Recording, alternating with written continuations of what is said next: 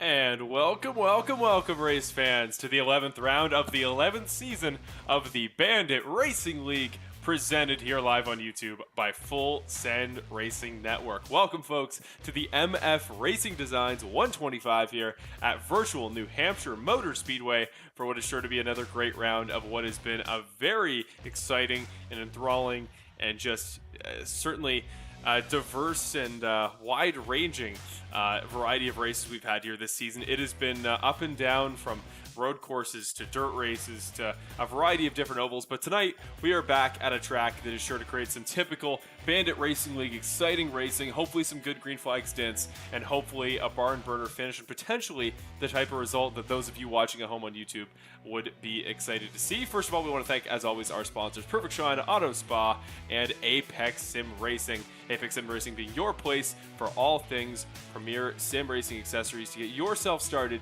in the world of sim motorsports.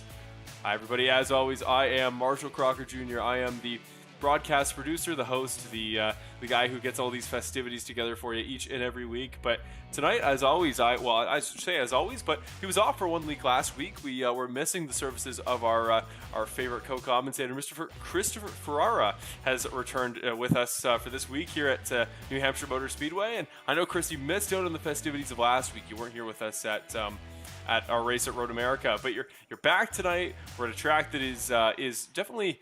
It's created some good racing in the past. It can also be a little bit caution prone. It's a little bit flatter, a little bit more technical, but it is a track that a couple drivers in particular, perhaps even a guy like Cody Welch, are particularly successful at. So when you think New Hampshire, when you saw this on the schedule for tonight, Chris, what was going through your head? Tonight, I mean, first of all, let me say, it was a shame for me to miss Road America. I'm glad to be back. This is a cool track for me to come back at, I guess, for after my 1 week off. This is technically my home track, so I guess that's the first thing I think of. But the other things that I think of as far as Bandit Racing League goes is I think of how fast Cody Welch is here, and then I also think of how often we have cautions here. If there was the Evan Wall cautions breed cautions button, I'd press that right now. But yeah, this is a tricky track. It's really about. You just have to really push it all the time. I know that's kind of cliche to say, but you really are. You're really on edge. It's a flat track. There's not a lot of grip.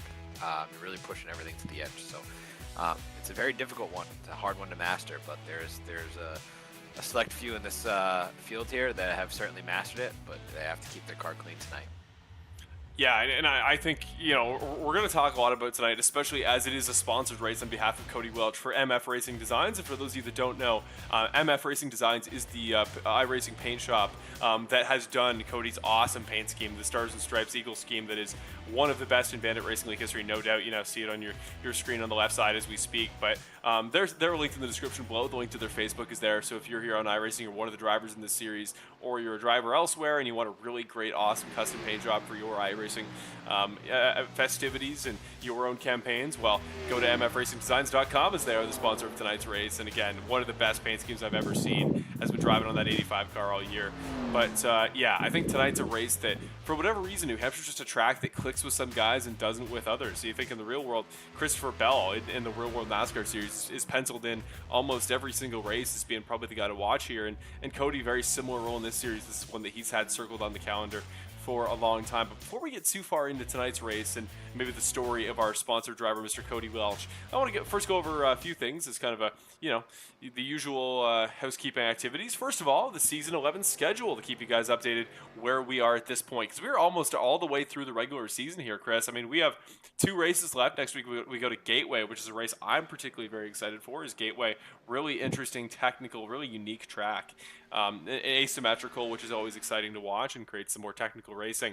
And then Auto Club to round off the season, I guess old Auto Club now, the 2 mile layout for California. Always sure to make some exciting, big, long track, draft pack type racing.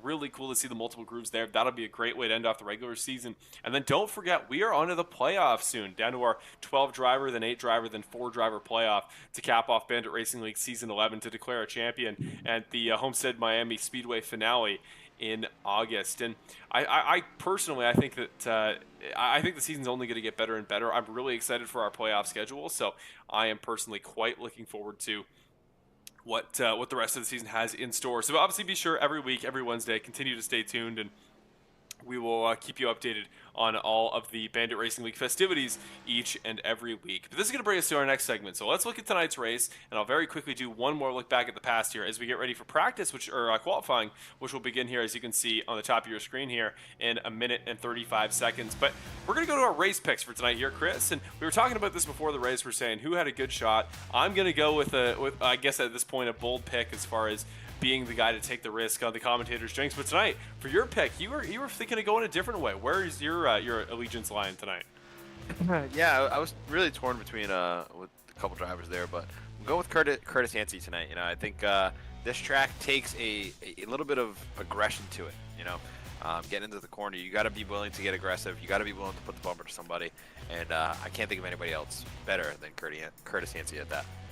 Yeah, I think you're absolutely right. I think if the race goes in that same kind of genre that you're thinking, well, I think Curtis is the guy to beat on those short runs, but I have to do it. We're going to talk a lot about him tonight, and I know, obviously, the new fan favorite of the series, somebody that a lot of people are hoping for each and every week, but I just think this is the type of race that we've seen in the past. To go off your point there, Chris, about if this is the type of race where it's a lot of cautions, it's a lot of short stints, I think a guy that can get up front, that can qualify well, and just dominate the race from the front of the pack on good restarts, at a guy that knows the track well, I think that's Cody Welch to a T. I think he's the exact kind of guy to do it, and he almost did it a few seasons back. Remember, at season 9 at Bristol, I think it was, he qualified on pole. It was his last pole in the series, and he dominated from the front, and it was only for a very lucky strategy call from another driver that sent him back in the field. So he knows what it takes to dominate from the front and benefit from a lot of cautions. And I think tonight, if that's the way the race goes, I think he's got a great chance. And if this thing just goes green to the finish, clearly nobody has more speed here than Cody Welch based on practice. So that's where my guess is going to lie.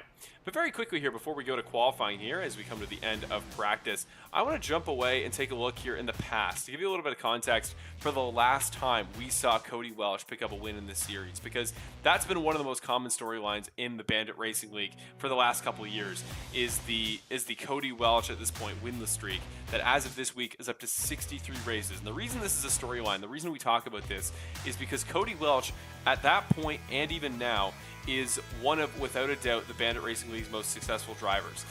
He is absolutely one of the elite talents. He's a guy that week by week manages to duke it out with the best and brightest in the series, and guys that are good at any track. Cody can always hold his own. He's created some amazing moments in the series. He's always entertaining. And at the point of this race, this was his third win in his last 4 races back in Season 8. On May 5th, 2021, he picked up this win here at Rockingham, back when this channel was on evanwallmedia.com. This wasn't even broadcast on YouTube at its current location back in the day. So obviously it was a very different time, a very different world for Cody Welch back then. But you see here, he picks up the win, narrowly holding off Nick Nickerson. You can see the smiles up in the top right corner there on Skype. They had a great little battle here. It was one of the best moments in series history, back when his paint scheme looked like that, and Nick's was different as well. And just to see how far we've come here to this point in the series, where still somehow that 85 car has yet to pick up a win in the 2 years since, but has been so consistently fast each and every week. I mean, Chris, I don't like to think we're overblowing this storyline, but would you agree that tonight, if this is the night it all turns around, it would be one of the biggest moments in Bandit Racing League history? I mean, I'd certainly agree with that. I mean, he's been so close so often, and I think that's what's making it even a little bit worse, to be honest with you, is that he's coming so close. And he has the opportunity to do it. What was that? Just a couple races ago, he could have moved somebody for the win. He could have moved his teammate. He could have been a little bit more aggressive, but he decided to be a little bit nicer about it. He still gave him a shot, but nonetheless, he keeps putting himself in position, and he's coming up just short, which is, it's just so brutal to see, and a lot of bad luck. I mean, there's been a lot of time he's leading a race and he gets wrecked out or has a connectivity issue. You just hate to see it. So yeah, I mean, he's definitely showing the pace here tonight. He's definitely the favorite rolling into this. I know Nick is looking like he's going to race tonight, so there'll be a little bit of another person that he's going to have to fend off, because they've had some really great battles here. But nonetheless, yeah, Cody Welch here at New Hampshire, he's probably one of the best in the business. Yeah, I think that's an absolutely a great breakdown to this. And yeah, with Nick out of the equation, that's going to obviously be even better for him because Nick, just that 2 car, always a car you have to look out for in each and every race. And Nick, the series points leader going into tonight, so that's going to be a huge shakeup as well. And your guy Curtis Yancey here, as we watch on board for Cody Welch's first qualifying lap. Yeah, he's a guy, Curtis Yancey, that could totally benefit tonight because he's not too far back of the points lead, as we will go over here in just a moment. But off the final corner here, the 85 car getting good speed off the apex, the exit of the corner. Let's see what he runs over the line. 29.71 is the fast time. Nick will run. He does run a lap here in qualifying, so maybe the 85 car not out of the woods just yet. And the first lap, not particularly fast there, Chris. Runs 14th as the 2 car, Nick Nickerson, goes 5th. Yeah, this is one of those tracks where your second lap is your money lap, at least for me, in my experience. We'll see what he's going to have here as he comes to the line. Off the final turn, here we go, up to the line. This is big. Will it be pole for the 85 car? Yes, it will. To the top of the leaderboard by 0.06 of a second. Cody Welch, dominant pole time there right off the bat, a 29.65. Not quite at the level of his top time there in practice, but better than most other drivers. And I think that is going to be a huge sign tonight, that in one lap, in a single attempt, Cody can run a better time than most of the field. I think that is as good of a showing, as good of a flex of his skill at this track as anything else possibly could be. Well, he's won one thing tonight. He's won the pole, so let's see if he can do the rest of the way. I'm not going to jinx him, but the car looks strong tonight. He's looking good. I'm sure he's super confident about tonight, and I think that's huge for him. Give this guy some confidence, and you're going to have a problem. Yeah, you got to think he's I know he talked about this being one that's circled on the calendar, and I'm always curious with that, how excited guys get, and how confidence may turn into real genuine excitement and energy, and but if in that way maybe it makes you distracted. Maybe you're too excited and too hyped up in the prospect. Oh, this could be the night, this could be the race that maybe you miss the forest for the trees and make some little mistakes in the race that you otherwise wouldn't. So we'll certainly hope that's not the case. And yeah, I'm hoping with every fiber of my being that I have not jinxed our guy Cody Welch with my prediction there in the pre-race. But here we go. We're going to go to our championship point standings before we get into tonight's proper race festivities. And here they are at the top of the leaderboard here with 1 win on the season at Sonoma earlier this year. Not 2 last week. Didn't pick up the win at Road America like many may have expected. It is Nick Nickerson leading the top of the points with 458. Second place, Curtis Yancey has 445, followed by Christopher Hamilton, 431. Of another GFR driver, Ricky Hart Jr. with 422 and 409 for Connor Gibson. Important to mention, Cody Welch now sits 3rd out of the non-winning drivers here in the playoffs. So remember, all the winners get in, and then enough drivers who have not won but will make their way in on points will make the field up to 12 cars. So that is that's the sort of situation here. And Cody Welch in a very comfortable spot, but some guys that maybe aren't, Kevin Foster, David Blakey, and Hunter Henry, all kind of on that boundary there. We'll jump down here very quickly, show you the rest of your relevant point standings for drivers that are in tonight's race. But it's going to be one of those nights that I think guys on the edge, again, the Kevin Fosters, are going to have the pressure on, because 3 more races isn't a ton of time and certainly doesn't leave room for a lot of mistakes. And if this is a pretty caution-filled race, you won't want to be one of those guys getting involved in one. But here we go. Going to go to our Perfect Shine Auto Spa starting lineup here, courtesy of Perfect Shine Auto Spa. And here we are, getting ready to go, getting ready to grid. Looks like Kevin Foster, we just talked about a moment ago, will not be starting in tonight's race. That is going to be that's going to be pretty huge here for again. We just talked about his championship prospects here, and well, we're just going to wait just a moment here to get your starting lineup up, and it's going to be a quick one because I believe it's 1 warm-up lap here at New Hampshire, and we want to make sure we get time to show you the proper race start. So here we go here, folks. Cody Welch on the pole, your pole sitter courtesy of Perfect Shine Auto Spa. And yeah, I don't see any chance tonight that he does not come in here with the maximum confidence. He's got his teammate on the front row alongside him as well. Benjamin Lacey there on the outside. Then Brett Guzik and Mark Allen Bivens make up the second row. Great work there by Bivens to put together a great run there in the 76. Ricky Hart Jr. and Nick Nickerson, all GFR Racing second row, followed by Trey Ellis and Paul Wilson on row number 4. Kevin Foster meant to start 9th. We'll start from the back of the field alongside Sean Britt. Then it's Curtis Yancey, Chris's pick for the night, alongside Jackson Knock. We'll jump down here in the field a little bit, but we got to get ready to go green here, folks, because the MF Racing Designs 125 is about to begin. There is the rest of your field, and here we go. Let's get this down. Let's get ready to go here, folks. And Cody Welch going to take us to green. Green flag for the MF Racing Designs 125 at New Hampshire. And the man from qualifying, your pole sitter, takes us down to green. Comfortable start for Cody Welch. We stay green through the first couple corners. 04 car really sent it in on there, down there. Got a little loose, but keeps it pointed straight. 85 car, really good start there. It's really important here to get a good start because you bobble on this restart, you're in for a lot of trouble on that turn one.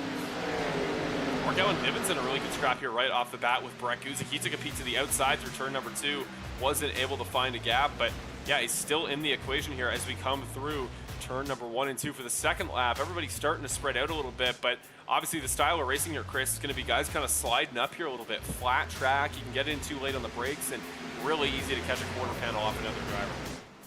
As you kind of see the 04 car, he just sent it on in there. It's going to kill him on exit here. You're going to see the 7 car kind of cut back over a little bit. But yeah, that's kind of what you can do here on fresher tires. This rubber wears off. You're going to have a little bit of a harder time doing that. You're probably just going to end up in the outside wall trying to pull a Ross Chastain. But 04 car putting pressure on the 85. Really is already under attack as the 85 car of Cody Welch. The 04 showing a ton of pace here early on, starting to drop back as the rest of the field already. But a full second to Nick Nickerson. Almost catches the quarter panel there, just the 04 car, but blows it up in time. You got to think that got the 85 sweating a little bit, but catches the apex well. And there we go. Cody Welch going to bring it down to turn number 1, maintains the lead. And you got to remember last week, I mean, obviously Brett Guzik, the winner at Road America. We haven't talked a ton about it, but picked up the win there. Really dominant alongside Benjamin Lacey there. Those two guys at the front led quite well, and now they're the ones battling for this week's lead against the guy that we've kind of penciled in as one of the favorites. But Brett Guzik, remember, first corner last week, got into Nick Nickerson. That's how the race started. You got to think Brett doesn't want to win another one this week by making contact with the driver. As here comes Welch's teammate, the 7 car, Benjamin Lacey, trying to help him out. Yeah, they're kind of shuffling back and forth here. You see the 2 is working on the 76. He's kind of stalling out because he's stuck behind the 7. Just kind of be patient here and just hang on. So part of me's wondering here, Chris, do you think at all there's any chance that Benjamin Lacey, teammate at 785 Racing of Cody Welch, is going to do anything at all to maybe slow up potential attackers if we get a long green flag run here? Just kind of try to just get in the way of the 04 car, try to disrupt a little bit more than when maybe in some other races you just kind of work together. You give up the spot for the time being and try to move up towards the front of the field together to go after the leader. Do you think maybe that won't be the case tonight? I'd say that may come into play later on in the race if Cody has a lead and he can try to help his teammate by kind of being a moving roadblock there. That I think that would be a factor, but I mean the 7 car is going to go out there and try to win this race straight up if he can. As we've quickly seen the 2 car hustle up into P2 here, making quick work of these guys. But yeah. Certainly later on in the race, you could definitely expect to see something like that if, in fact, the 7 car can compete with the 85 car. And another car that's getting involved here, you talked about the 2 car who has moved up to second, is Connor Gibson further back. Really loose off the exit of turn number 2, has to blow the car down, but a great save from the 31. He'll slot back here into, I think, 18th position, so certainly not where he would have hoped to be. But Mark Allen Bivens here, who's now settled in at 5th, that black and yellow car, center of your screen, the Blytheville, Arkansas native, he's fallen into line here quite well, and he started up in 4th, so he's dropped back a spot, but did a good job to fight back from, I think, 7th position there as he sort of fell back. And he's got Sean Britt, one of the better stories of season number 11. The Rollsville, North Carolina native is in tow as well. He's up 4 spots from 10th all the way up to 6th in only 8 laps. Yeah, 1 through 9 here are all pretty tight together, which is actually quite impressive to see. Usually you start to see guys already bumping each other and using each other up, moving each other out of the lanes. Everybody's kind of dropping back, but yeah, it's really impressive to see this, basically the top 10 here all together in one pack.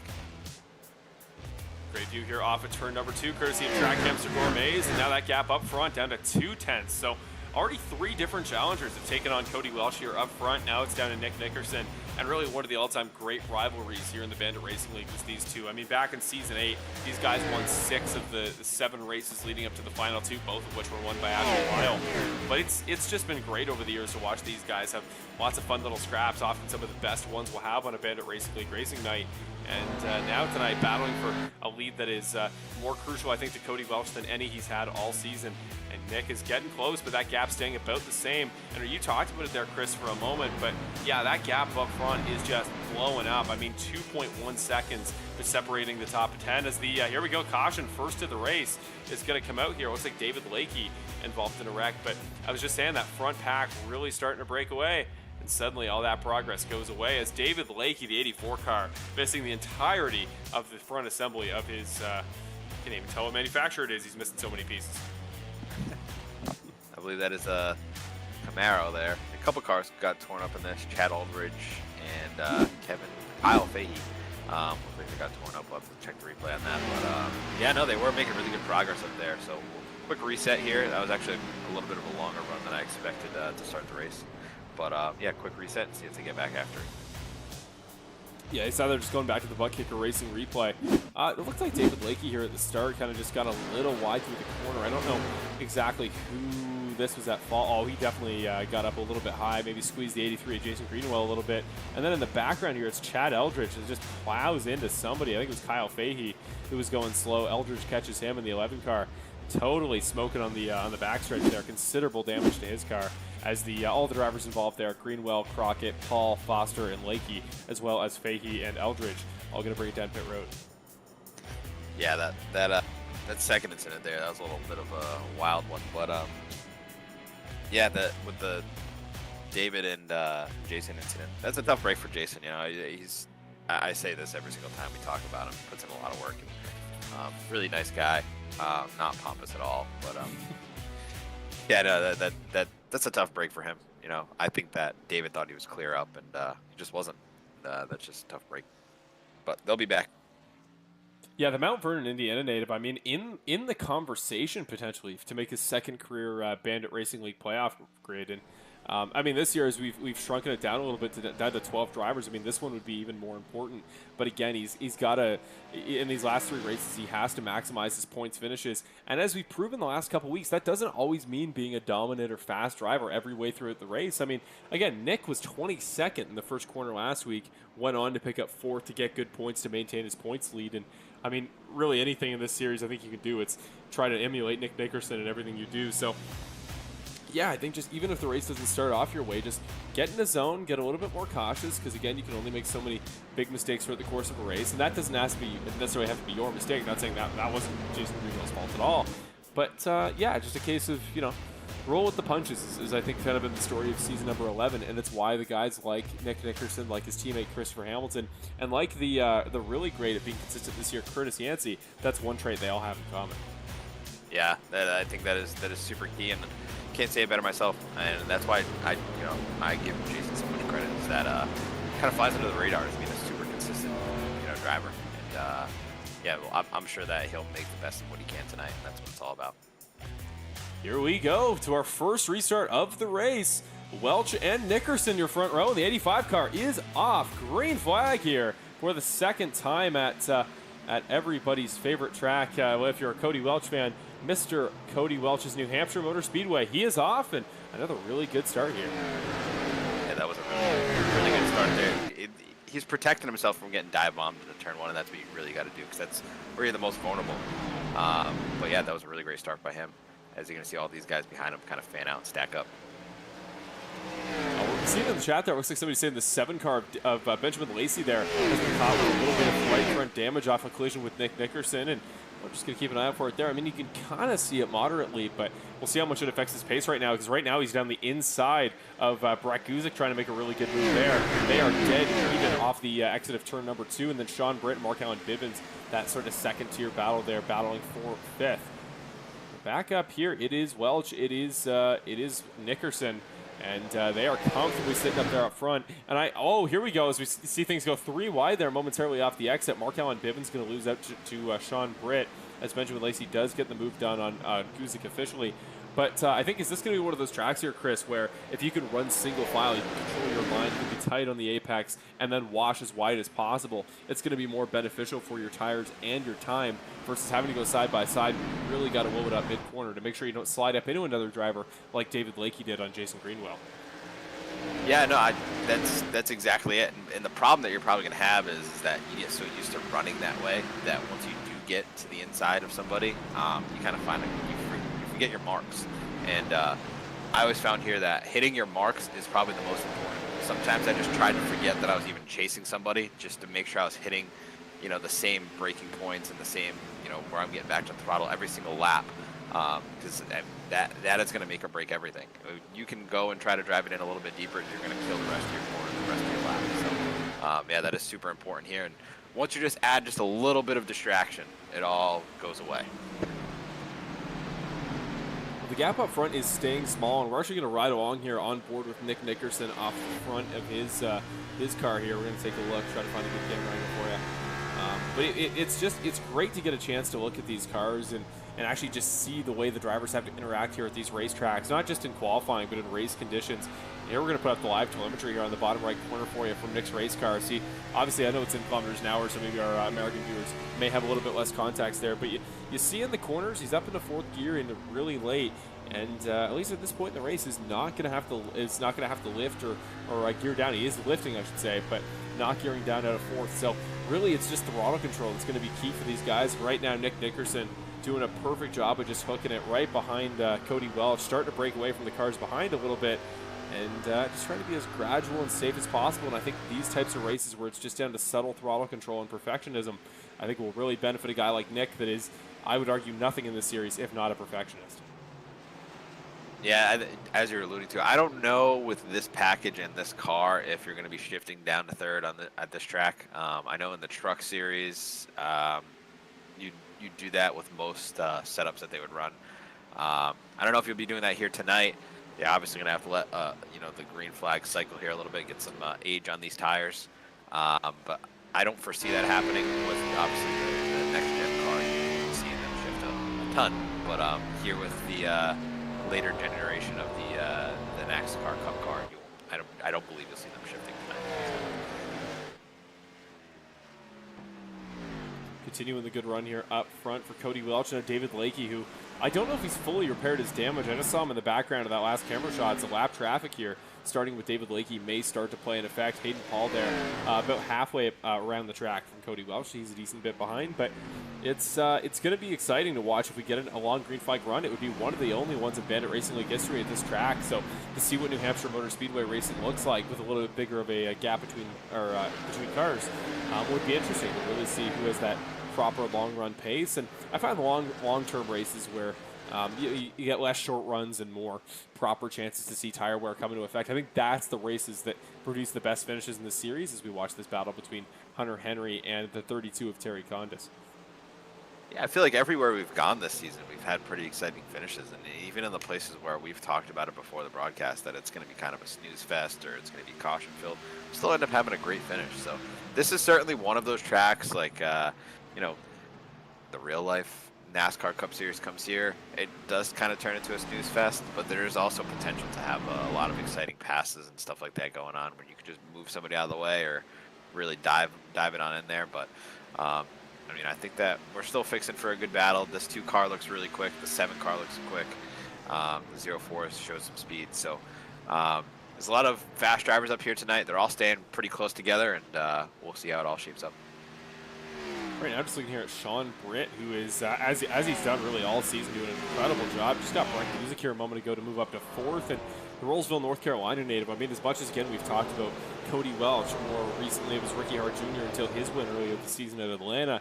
I mean, that 98 car is a car that, at this point, amazed we haven't seen in victory in lane yet. Just the consistent performances he's putting up week after week, where he can just somehow be good everywhere. It was good last week at the road course there at Road America. Has been good at ovals all season. Almost won one last season in season number 10. So just that's a car that continues to find its way up to the front, but has not been able to make it translate into a win yet. But up to the front here, pass going down for the lead as Nick Nickerson really sends it in there tight. Cody Welch going to have a chance to fight him back on the outside. We'll see if he's got a chance here. 85 car better run off the corner. Gives Nick a little how do you do on the way by and takes the lead back 1/5 of the way through the race. Looks like the 85 car still the car to beat, but the 2 car not giving up. Yeah, that momentum off the top there is going to prevail down the straightaway. But yeah, 2 car putting some pressure here as we're getting a little bit of age on these tires. You're going to start to see these cars sliding all around, trying to fight for some grip here. I think the 2 car might get him here. Oh, he's a little loose coming out of the corner there, so 85 car's still going to get back to him. going back into one. Yeah, everybody's starting to slide around. I saw the 51 car as we were watching this battle for the lead. I saw the 51 car basically drift 1 and 2. So there's cars sliding around everywhere as 2 looks like he's gotten the pass done on the 85. He has indeed, clears him for the lead there. So if you're looking for a smooth sailing, easy, calm race to the end there for Cody Welch, it's not going to happen. And there we go, second caution to make things even more interesting. So Jason Greenwell again I'm seeing, and Hayden Paul as well, both going to be involved in this incident. Now Jason Greenwell missing the entire front hood there on that race car. We talked about it here, Chris. The last thing you want to do if you're Jason, you're trying to fight for a late season playoff spot. The last thing you can afford to do is get another big wreck like this, potentially without a quick repair. Yeah, that thing's hurting. I'm not sure if he already used his quick repair. Looks like he's going to get his quick repair right now. So he'll be back in the fight here. He didn't use it the first time. He's going to use it this time around. So, yeah, that was some big damage. Yeah, just again got caught there off the final corner alongside Hunter Henry. This time on the other side, on the inside, kind of bounced up. Nowhere to go, no way to give room, and he and the 9 car making contact. So Hunter Henry as well going to get involved in that one. I believe his first proper wreck of the day. Again, considerable damage you can see to the front of that race car. I think he would have had to tow back to pit road based on what I'm seeing. And here we go. First time down pit road. Yellow flag pit stops here under caution. Looks like Bill Harkin's going to stay out and take the lap lead here. Probably going to pit next time by. But here we go. Nick Nickerson down pit road he comes. Cody Welch, Sean Britt, Benjamin Lacey coming with him. Race off pit road here may not seem crucial as it's only lap 28 or 29, I should say. But I mean, the way that leader's been dominating here so far, Chris, this could be a big one. Yeah, track position's king here. You get that thing out front. You saw how long it took for Nick to make that move on the 85. Oh, it's going to be close. Not quite Cody going to get it. Just barely beating his teammate. So, yeah, Nick comfortably going to get out of there first. The 2 car always fast on pit road. We know that. But Cody Welch there, great job to hold off his teammate Benjamin Lacey. But even better job by the 7 car to almost pass his teammate, despite being a decent ways back there into their blocks. So, good pit stop from him. Didn't look like anybody took any less tires or opted for a 2. Looks like everybody will take the full 4 and fuel and get back out there with maximum pace. Whereas up front here, Bill Harkins, new race leader. And we're going to see how long he opts to stay out front and hold on to that spot. Yeah, I don't foresee. I think he's going to take this lap lead, and then he'll probably bring her down pit road.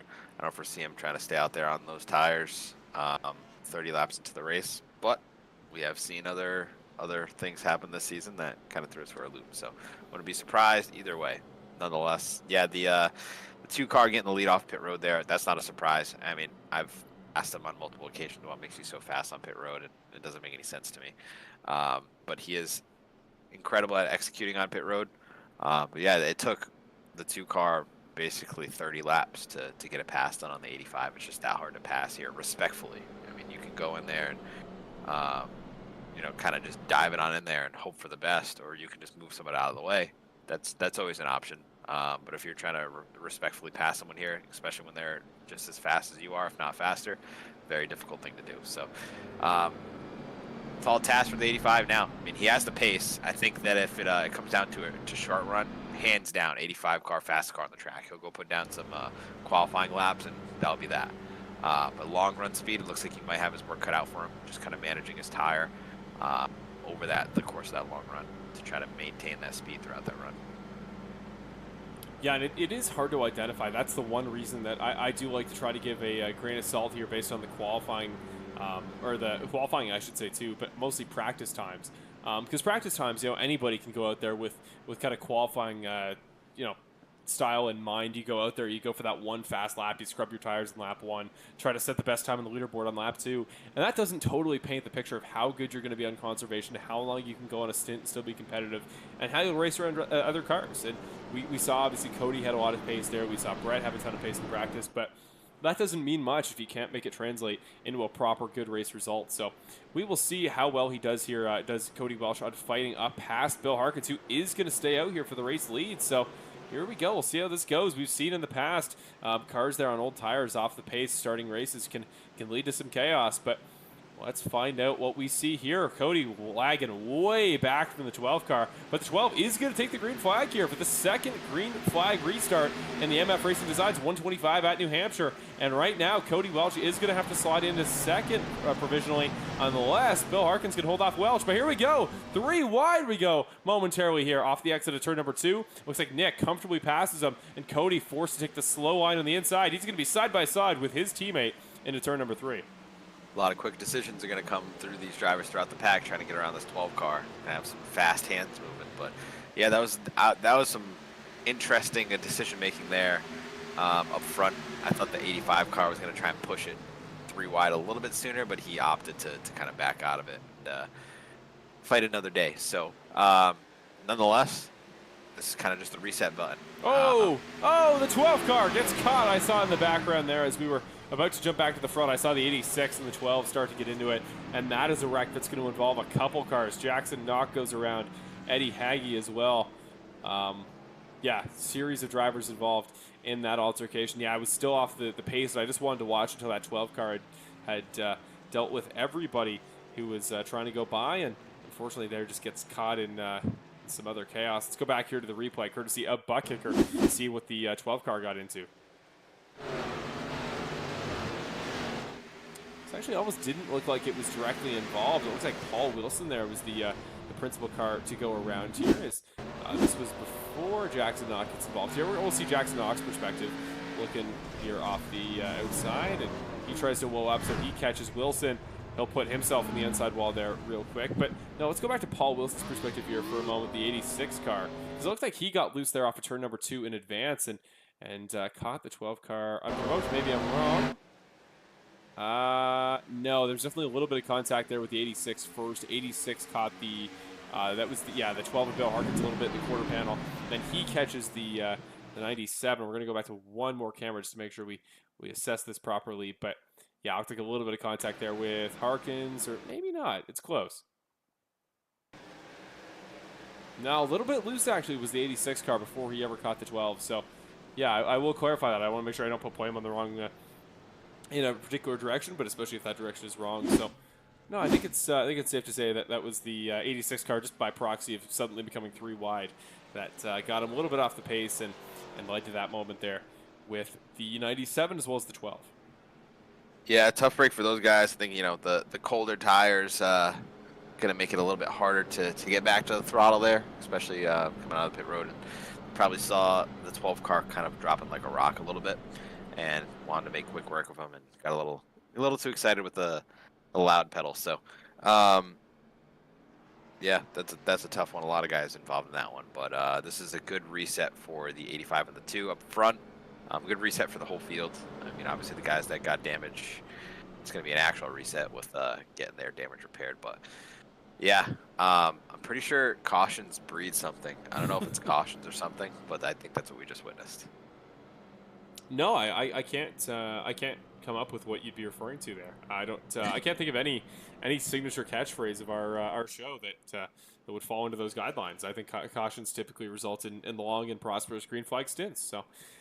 With that being said, we're going to hope that's the way we're going to go here, but I think that is a good opportunity there. That caution gives us a good chance to kind of reset after the chaos there of having to deke through a car on older tires. So we will see here if this restart is more fruitful. And I'll throw it to you here, Chris. If you noticed here on these restarts, particularly one way or the other, has the outside had a better shot there at keeping up with the leader, or have you found that the inside line has looked pretty quick to you? I think inside line's going to be the way to go, because that's going to be your preferred way to get into turn 1, but the outside has held its own ground pretty well tonight. I think in races past you've seen I don't know if it's the restart zone that's been added in or what have you, but they've held their own a lot better than at other tracks, and they have a fighting chance going into 1, so that's good to see. Just taking a look here at Ricky Hart Jr. as he gets warmed up. You see his head kind of bobbing around there. He's getting all set up in his seat. He's currently running on the back end of the top 10. Remember, a winner at Atlanta earlier on this season, and he currently sits in a pretty favorable spot to go after, well, at least a top 5 here tonight, potentially. You know, he can obviously always hope to go for win number 2 on the season, but Well, it's looking like the pace here is in a couple other cars, including right now Markel and Bivens. Don't forget about the young driver here, driving the number 76, running in the now fourth spot. He is going to be somebody to keep an eye out on as Cody Welch and his teammate try to get by Nick. The 76 car could look to take advantage as well. Going to go green here on lap number 38, third restart of the night. This time the 2 car going to be in control. Nickerson for the first time this evening will take the green flag, and he is off. Good jump for him, good jump for the 85, and the 76 car even taking a peek on Welch on the inside, but no, Welch will hold him off, and now Curtis Yancey going to try to jump up here. Already up 7 spots, trying to go for 8, take over third.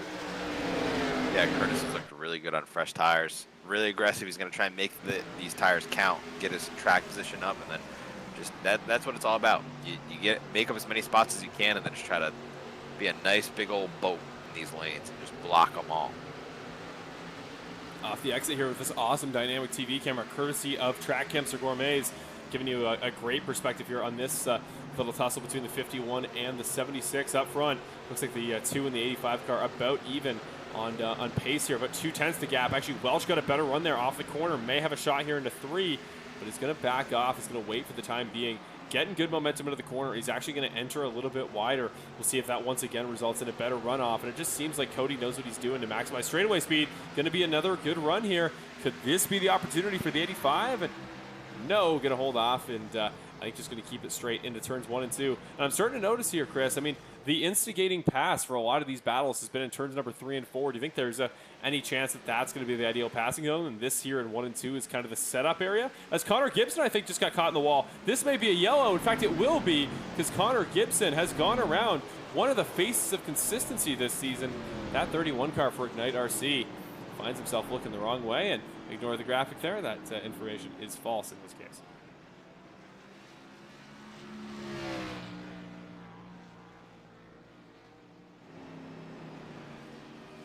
Okay, going to go to the replay here, courtesy of Bucket, I should say.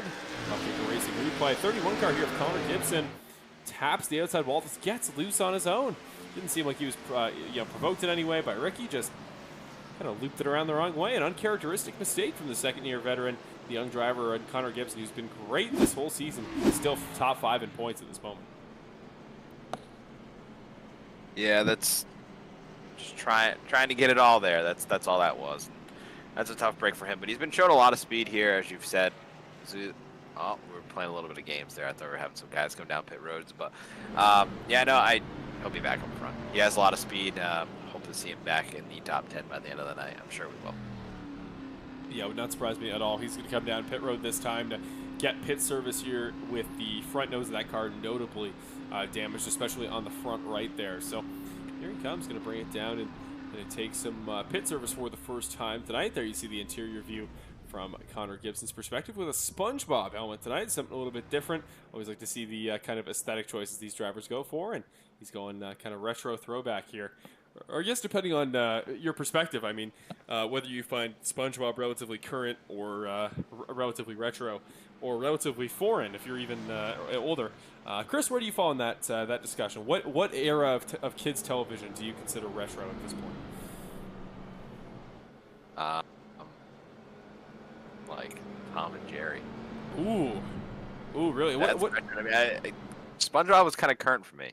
I mean, that was what I grew up on, was SpongeBob when he first came out. So, yeah. What was your? I was gonna say, what was your kids' television era of choice? You know, what was your show that you went to every Sunday Sunday morning?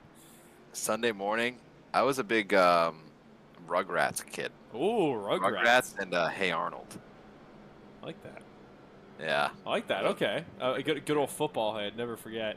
One of the weirdest camera design or character design decisions I've ever seen. But really cool room though. Yeah, very, very much so. I remember vague information about these shows, just like old stills I saw as a kid on like, because to answer your question, so I grew up in the late 2000s, early 2010s sort of Disney era at the start. So that would have been the High School Musicals, you know, a lot of the live action shows, some of the old like pickups from Nickelodeon and stuff like that. But yeah, as far as cartoons go, the Teletoon Retro was the place to go. Because we're here under caution. We're going to make this into a minor podcast for a moment. Yeah, Teletoon Retro was your place to go for all things like like 70s and 80s, like Wonder Cats or Thundercats. No, Thundercats. Sorry. We had Thundercats. You had the old Scooby-Doo cartoons.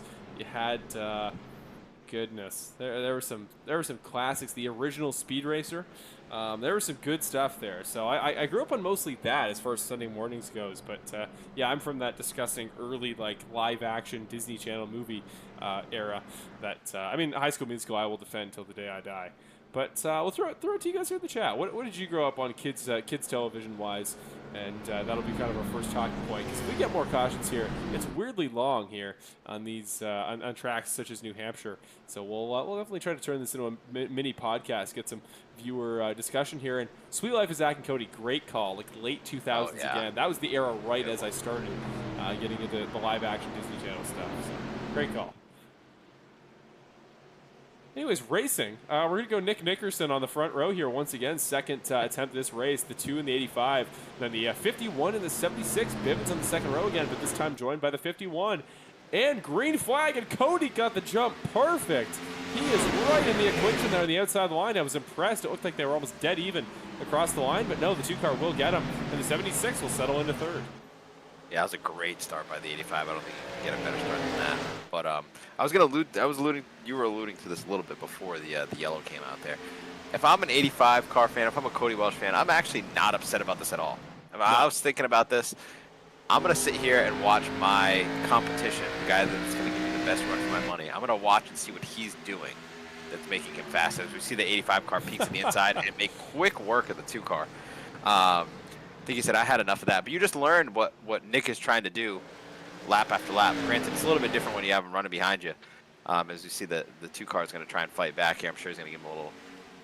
Oh, no, backed it off. Yeah, I really like that move there. I just sat behind Nick and see what he's working with tonight, see how he's approaching the track, and then move on. I mean, you can see that in practice, but now that we're in the race, it's a little bit different. Get another caution. We do indeed. Pretty slick-looking move there by Curtis Yancey to get back by Mark Allen Bivens.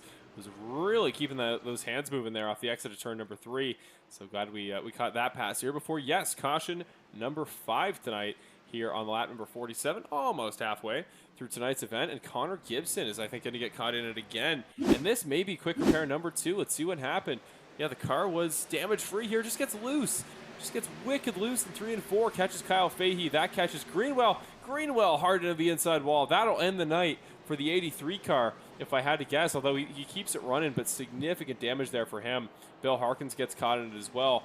And I will say it now, cautions do breed cautions, we will say, so that hence why we've seen a couple here in a row. But we talk about it a lot here, Chris. If you get caught in a wreck early on in this race, you go towards the back, you get in, not to reference Kenny Loggins here, but you get in the danger zone, and you just find yourself in a spot where any wreck that is going to more commonly happen in the back middle of the field certainly starts catching you out. Now Jason Greenwell, who again had to run more carefully with that damage he sustained earlier, well, now he suddenly finds himself in potentially out of contention to really compete tonight, because that car is now damaged once again. Yeah, it's a really tough break. Every single time we've seen the 83 car tonight, it's been with some kind of trouble in front of him, and that's unfortunate for him, because he was just fighting through it all. So, yeah, not quite the luck that he wished he had tonight, but hopefully he'll have some better luck in the next coming weeks. We have 2 really exciting racetracks coming up. I mean, I couldn't put a better end to the regular season than probably these 3 racetracks altogether. So, yeah, hopefully better luck for him in the coming weeks. Back to our previous conversation about cartoons, I'm fascinated by some of the answers we're getting here in the chat, because there are definitely some shows that I think are beyond my era, just stuff that I don't particularly recognize. For example, we got Hong Kong Fooey or Fooey, not sure how to pronounce that.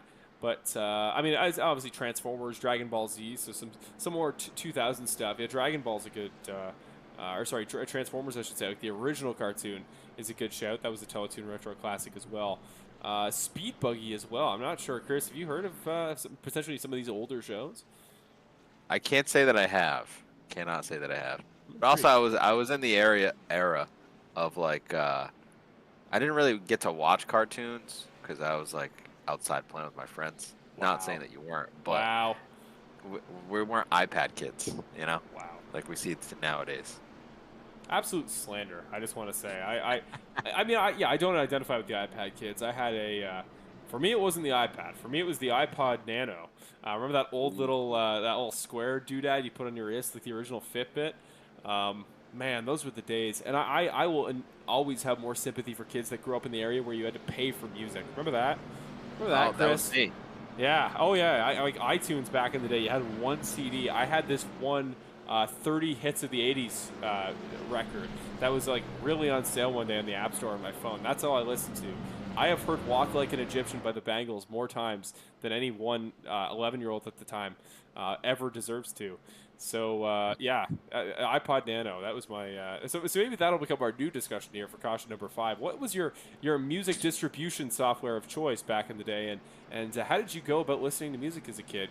I mean, vinyl is going to be a great shout. I do actually have some up here in my room, so maybe if this gets too caution-filled tonight, we'll try to keep some variety here and maybe do a little vinyl tour. But yeah, what was your music distribution software of choice, Chris? Not LimeWire. I got everything legally. Wow. Or Napster. No, I mean, yeah, no. You streamed everything the right way, paid $1. I think it was $1.29 or 99 cents on iTunes. I forgot how much it was, but yeah, my mom would want to have my head every single time I ran up the bill on the getting the newest Green Day album or whatever. I don't know. Ooh. First of all, great pick with Green Day. We also had Captain Zoids and Digimon mentioned there for shows in the chat. That's a good call. Digimon was, yeah, as a diehard Pokemon fan growing up, I should have a strong distaste for Digimon, but I respect anything except a Monopoly, so always great to have competition. That being said, speaking of competition, we're back to racing here at New Hampshire, and the 2 car, just like the 85 car did on him last run, really good run right there, and yeah, hopefully the lead for Cody Welch does not go at a date like Napster, and hopefully he can continue this run on the around turn number 2, but it looks like he can't. The 2 car, great run on the outside of the line, carries a lot of speed, but does drop back, and he'll settle into second for turn number 3. Once again, with the phenomenal segues. There's no better way to say that, but yeah, no, 2 cars fighting back really, really good here. Really great restart from him. He's going to apply pressure to the 85. I think that he wants to try and get the 85 looking in his rear view. Maybe miss his marks, using up his stuff, but I think the 2 car's going to have his hands full here in a minute with his 51. Well, you mentioned here Green Day. I mean, Cody Welch is going to look like an American idiot if that paint scheme that has been so fast here tonight results in anything but a top of the podium here spot tonight. He is looking great, but again, finally had a mistake from Nick. You saw he got a little bit loose there off of turn number 2, and it should have been an opportunity for Welch, but then Nick caught up back again, 2 more tenths in turn number 3. So just looks like nobody tonight can lead all that consistently, and we've seen that all season here, Chris. We've talked about this package. Everybody's lamented how the Cup cars they're so easy to make big packs out of. It's easy to keep up with the guy in front of you, but can be potentially harder to pass, and that's what the leaders have had struggles with. Is it's so hard to break away and get that lead. And if you're a Cody Welch fan, that's what you want. You want to see that gap to Nick, that 0.36, to get bigger and bigger. As we see Brett Guzik here, almost making the move on Lacey, but he'll fight him back in turn number 4. Yeah, one guy that's been in the top 5 all night has been the 76 car. Another person I just got to shout out. Mark Allen has been doing really, really good. All night long, just being consistent, staying up here in that top 5, and I think that for a young driver, that is so important, just being around guys with the speed and seeing how they operate and seeing what they're doing each and every lap, just learning a little bit, just being around these guys. I think that's so crucial as we see the 2 car here really applying the pressure to the 85. Yeah, this is really heating up. I'm really liking this. We're over halfway, just about halfway through the race. But yeah, this is some great racing, and hopefully we can stay green here. Had a mention of the Microsoft Zoom there in the chat, so this is going to be a great segue into our next conversation topic, because yes, caution number 6 comes out, and we've talked about it a lot here, Chris. These races that somebody gets in the lead, we get a lot of cautions, and they never really get it taken over. And if you're a Cody Welch fan tonight, that's gone against him a lot of times in the past. Tonight, we're on pace for it to go his way, because here we go, caution number 6, and Cody Welch will get another restart here as the leader. 84 in the 4 car bump in. The 84 just, I think, cuts down a little bit, runs him out of room, and there you go. Caution number 6. And again, on that same part of the racetrack involving, as usual, a damaged race car and one that's trying to fight their way through. So There you go, Chris. You called it. Cautions breed cautions, and you kind of had this race at New Hampshire pegged. So hopefully those of you that are excited for a potential first-time win and for the streak to be broken, hopefully you're engaged enough to stick around. And with these great inner cautionary podcast segments we're now doing, hopefully you guys are still engaged. And I hope this is the end of the kind of first half of the race trend of cautions that segues into a good green flag sitting here. Oh, everybody going to try to fake out the pit wall here. Got a great perspective on Cody trying it there. And he's going to stay out. So now this is up to about 25 laps, but he is still on the racetrack. Yeah, I think they might be counting on another caution here in about 10 laps. So the pace that we're going here, and as long as I keep talking about cautions, we're just going to keep getting them. That's kind of seems how that works there. But yeah, no. Someone said Captain Planet. That was another good one. I really liked Captain Planet. Yeah, I don't know enough about Captain Planet. I think of Captain Planet, and I think of back in middle school, we had this like old-timey, one of those environmental PSAs, like for Earth Day. And we had somebody called Captain Planet back then. He had like these little commercials and in little PSAs he would give about like recycling or don't throw car batteries in the ocean. But I'm trying to remember if that was in any way licensed, or I'd love if somebody could describe to me Captain Planet a little bit, because that's a name that I've known, and I want to make sure that I don't have a Canadianized, frankly knockoff version in my head. So I'm curious if somebody don't throw car batteries in the ocean. I like that. That's very specific. I mean, it's a great way to help the environment. I can honestly say, or well, for me, it's every time I think of six packs, like from beer packs. I think of like when they throw them in the ocean, and then you'll see one of those PSAs where like an otter somehow gets their head stuck in one. Yeah, I just think of like these products where it's like how do they keep ending up in the ocean, and why is it these very specific things? And this is a separate point. Again, this is now totally unrelated to racing. I swear we'll get back to it here. We'll try to find another driver who's here on Skype. But I have a conspiracy that the good people at what is it, Dawn, the company with those commercials washing ducks for oil spills, that's got to be a conspiracy, right? Like they have to be doing that themselves. I'm not saying Dawn is sinking oil tankers, but man, it's I see so many of those commercials that it's always different footage, and you just go, man, how are they still getting this stuff? But how is there so much oil in the way? Yeah, now there's so many ducks. Yeah, the ducks too. Now we're putting on our tinfoil hats here. Yeah, it's wow. Great journalism here. I will say that Dawn dish soap is really good for getting pepper spray out of your eyes as well. Oh, okay. There you go. A little bit of bonus info, courtesy of Chris, that insider info. So, if ever you are pepper sprayed, here as we go to Jackson Knock, who hopefully will not be. I just want to very quickly point out Jackson Knock's sweater perfectly matches his card color and my graphic, and his hair is perfectly similar in both. And I think he's got the same hat too. So there's a perfect coordination there going on for the 00 OxyClean car and the driver, who's currently sitting in 11th. Really good race here for Jackson Knock. But there we go. Caution's done. We're going green this time by. I would say these little chats are really speeding this race up here, Chris. Wouldn't you agree? Yeah. I mean, maybe next time we should ask the chat to pick a driver and have us bring them in and ask them their favorite cartoon or something. I like that. I like that a lot. That'll kind of get these guys out of their own heads, potentially, if they're getting stressed. Here we go, though. Restart number 6 on the night. 85 of the 2 car going side by side. Cody Welch going to take us to the green flag for turn number 1. And great jump from him back to Curtis Yancey. But Yancey is going to get the move done on Bibbins. Your top 4 will start to settle back out here as we're 3 wide for 5th, further behind. Lacey, Hart, and Guzik all going 3 wide in turn number 1. Looks like Lacey will win that exchange. I love the restarts here, and it makes for such exciting racing. You got people going everywhere. You really don't know where they're going to end up either. They can end up sliding up into somebody. But yeah, it's just so exciting to see the restarts here as Mark Allen Bivens back to P3. The 1 car gets into the 7. The 7's around. Oh, Benjamin Lacey has gone around. You're absolutely right. Turn number 1. There's a big name. So far, this race has been typically the drivers further back getting caught in these wrecks, but it may be caution number 7, but it is a driver that's a little bit more critical to that front of the order pack. So we're going to go back up here to your Butt Kicker Racing replay. See what happened to Benjamin Lacey. It looked like you caught it there, Chris. Do you want to maybe tell us what you saw? Looked like maybe the 7 got a little loose. I couldn't quite see what made the move of the 1 go to the inside, but it looked like he was trying to avoid the 7 car. Maybe he was just trying to make a pass on him, but didn't quite have enough room and ended up spinning him around there. And the rest is history. Yeah, watching here, just that was a little bit of netcode too. They barely made contact. You can tell the one's car didn't react in the sim like he'd hit anything. So that's a shame. It was close, but definitely a little bit of netcode problem, you can tell. And Sean Britt, want to mention here as well. He's back up to speed, but he definitely took a lick there as he ran into the side of the number 7 car, Benjamin Lacey there. So Sean Britt as well will cycle back up here to 7th, but definitely going to have some damage to that race car. Oh, yeah. And, they fake out on pit road again. I thought for sure that time they were going to come down.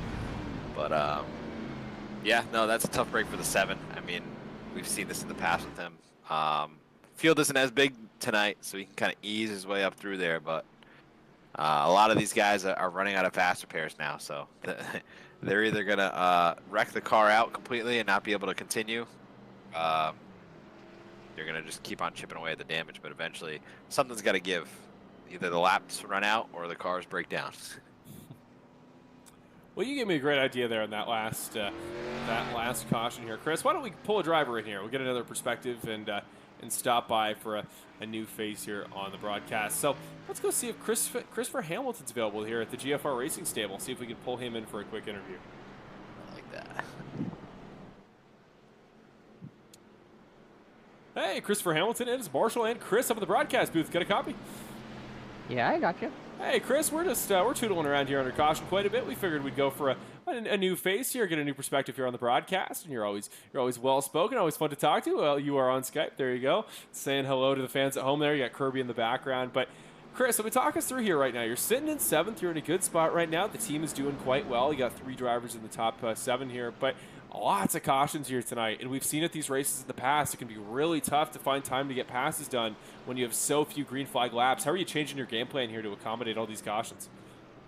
Just trying to capitalize where I can on restarts. Everyone's really bunched up, and there are various different ways to attack this track. Some stuff works on the outside, some stuff works on the inside. Just taking the hole, putting my car there, and then just trying to stay out of trouble. And where's that 15 car feeling tonight? You know, as far as you've had a ton of pace here, especially these last 5 weeks. It feels like every week you're in contention for a podium. Right now tonight, you've been closer to the back end of the top 10 than we're used to seeing. So, do you think there's pace in that 15 car that's just untapped? And if so, do you think it's going to come out in this final couple stints? We'll see. At least on pure raw pace, I don't have pure raw pace as the front guys, but I feel like I have longevity. So we'll see how it goes. Try to take it one step at a time. Amazing. We will throw you back to the rest of your team here and let you kind of strategize for this last lap. But great to talk to you here, Chris. We wish you the best of luck. Thanks, guys. Have fun up there. There we go. Good to get a chance to talk to somebody a little bit different here. And Chris Hamilton, yeah, I don't mean to in any way suggest that he's disappointed or anything like that. I mean, 7th at this point, still very much in contention, but he's just been so quick lately, Chris, that to see him anywhere but the top 5 consistently has been a surprise. I think Mark Allen Bivens has kind of replaced that spot he usually holds in the field tonight. Yeah, kind of an under the radar night for the 15 car. Usually, like you said, he's up front a little bit more. But yeah, no, I mean, he's making the best of what he can. That's all you can do, right? If there's a track that you're not particularly super strong at, or just doesn't fit your driving style, just making the best of it. He's doing exactly that. And that's what keeps you in the fight for a championship. So he's doing everything he can to get the best result for that car and that team. So that's all you can ask for. Just to respond to something in the chat there, somebody was requesting Bill Harkins for maybe a little between segments here interview, but as he plays a pretty administrative role here in the series, I'm going to play it safe and let him do his thing, maybe post-race. But here we go. Green flag once again, the 85 car going to get that good run down into turn 1. We've seen a couple times, but Nick has really figured these out from the outside. He knows what to do, and that front 2 once again really close here. So is Yancey and Bivens. They battled out for 3rd in turn number 2, and there goes Yancey, comfortably going to make that move for 3rd. I was going to say, those two cannot get away from each other for the past, 25 laps. Those 2 cars have been stuck together, similar to the 85 and the 2. But, yeah, I mean, really good speed out of the 76 car. I mean, if he can just find just a little bit more, I think he can go and contend for this win. You see Brett Guzik here getting past Ricky Hart Jr. there for a moment at least. Now Ricky Harkin is peeking under the inside, but I think, again, that outside line just gets such a good run off the outside. If he can avoid the wall, which he almost doesn't, I think the 04 car might have even tapped it just a tad, but keeps it going. Should be okay for the time being, but definitely really risky here to run up on the high side that much as you risk the outside wall, but you have to maintain your speed off the corner the same way that Cody Welch has done so successfully. And there you go. Caution number 8 comes out for the night. This time, who are we looking at? It is Matt Crockett. Boy, oh boy. Do cautions breed anything there, Chris? Ah, man, I'm not sure. They might breed this flag, and I think it's definitely not a green flag. Might be a yellow one.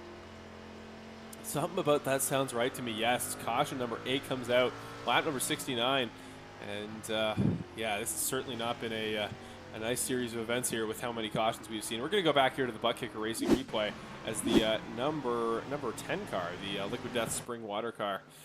Here through turn number 3 and 4, 98 car just catches him in the quarter panel a little bit. I mean, yeah, what do you say about that? We can look at it here again, but I mean, yeah, just guys racing. I don't even know what to call that. I mean, he comes down his lane a little bit. That just looks like two guys kind of meeting in the same groove. And there you go, Chris. Yeah. Caution number 8. I think that's just one of those deals there. I think that's New Hampshire. Yeah.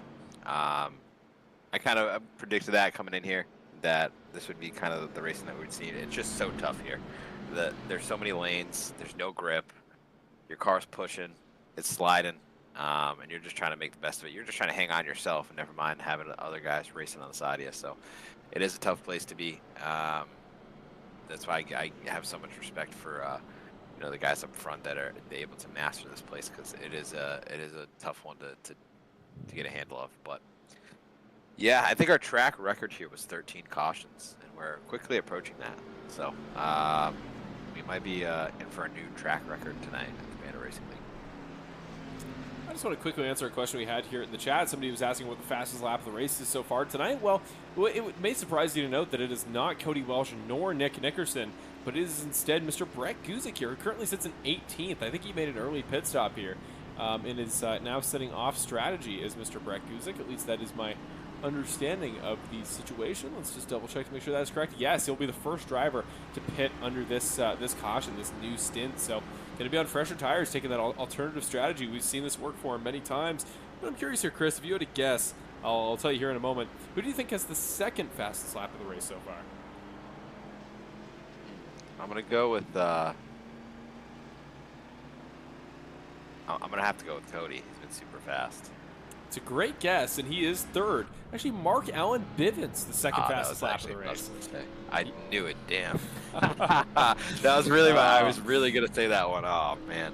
But, yeah, no, he's looked super fast all night, so I'm really not surprised by that. And, like I said, he was my pick, but, the 85 car's been up front, so that clean air is king. But, yeah, no, kudos to him. He's been super quick, and hopefully he can make that count. I do like that call by the 04 car to come down pit road. I feel like, these guys are saving fuel under caution, so that's good. But at the end of the day here, they're going to have to pit probably on this next yellow. I think they're banking on one, but if they all pit on the next yellow and it's within the next 5 laps, Brett just leapfrogged them. And most of the laps are going to be under caution, so they're basically brand new tires. So, yeah, I like that call by him. We'll see if it works out. If you're a Cody Welch fan, maybe you don't like that call, because that could work out not in your favorite driver's favor. But no, I love how these races, they shake up everything, and there's always something going on. There's always this different storyline going on. So gotta love that. Yeah, absolutely true. And well, here we go here, folks. Back to the restart here. This is gonna be restart number 8 on the night. And yeah, Brett Guzik now going to be in play with that alternative strategy call. Let's see when these guys do pit. And yeah, I think anybody's going to have to try strategy stuff here if you want to beat the 85 and the 2. They have been dominant, and they start on the front row. Once again, 85 comfortably clear into turn number 1. Where will Nickerson fall in the race order? Big slide by that 51 car there. Oh, here comes Nickerson on the inside.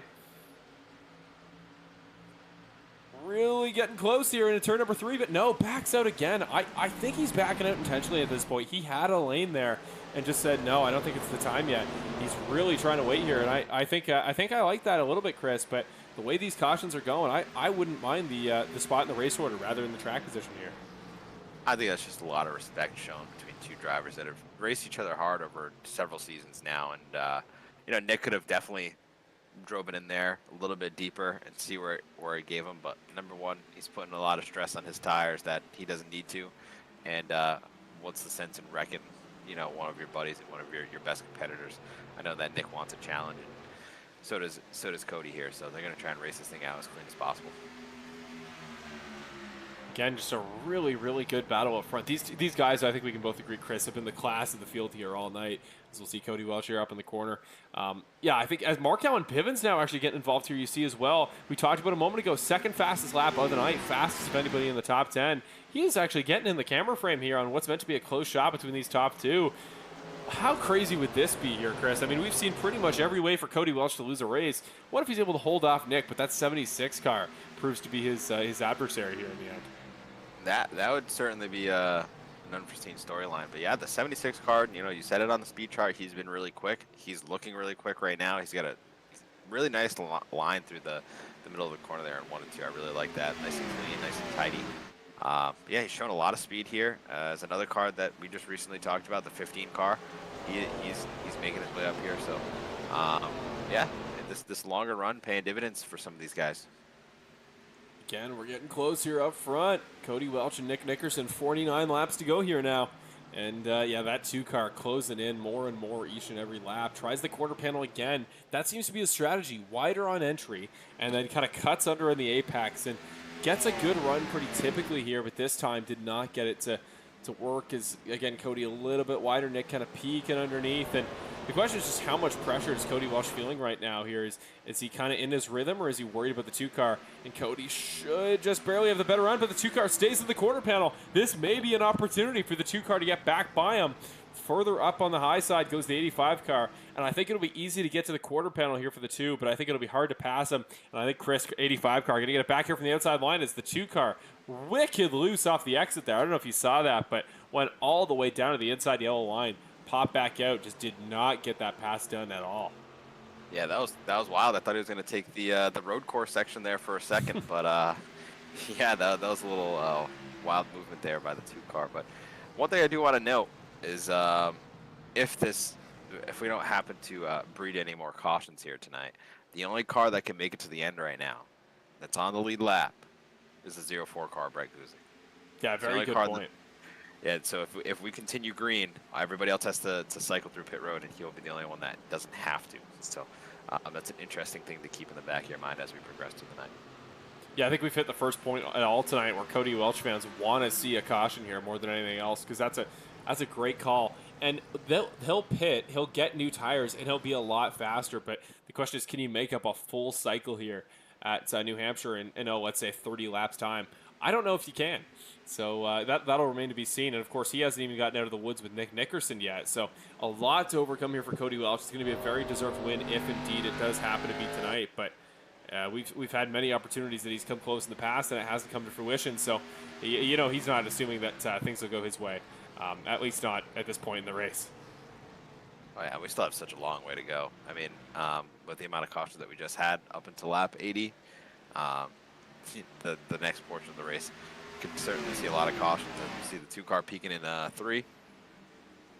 Now I got to try it again here, side by side. Nick, really good run there on the inside on the entry, but no, again, doesn't manage to slide up in front. The 85 car gonna fight back here on the exit. Good run. Could he clear him again? Gonna be close, but he led the lap. Again, the 2 car just sending it in. And Chris, at some point, he's got to be burning up those tires, isn't he? I think Nick might be shooting a shot here a little bit too early.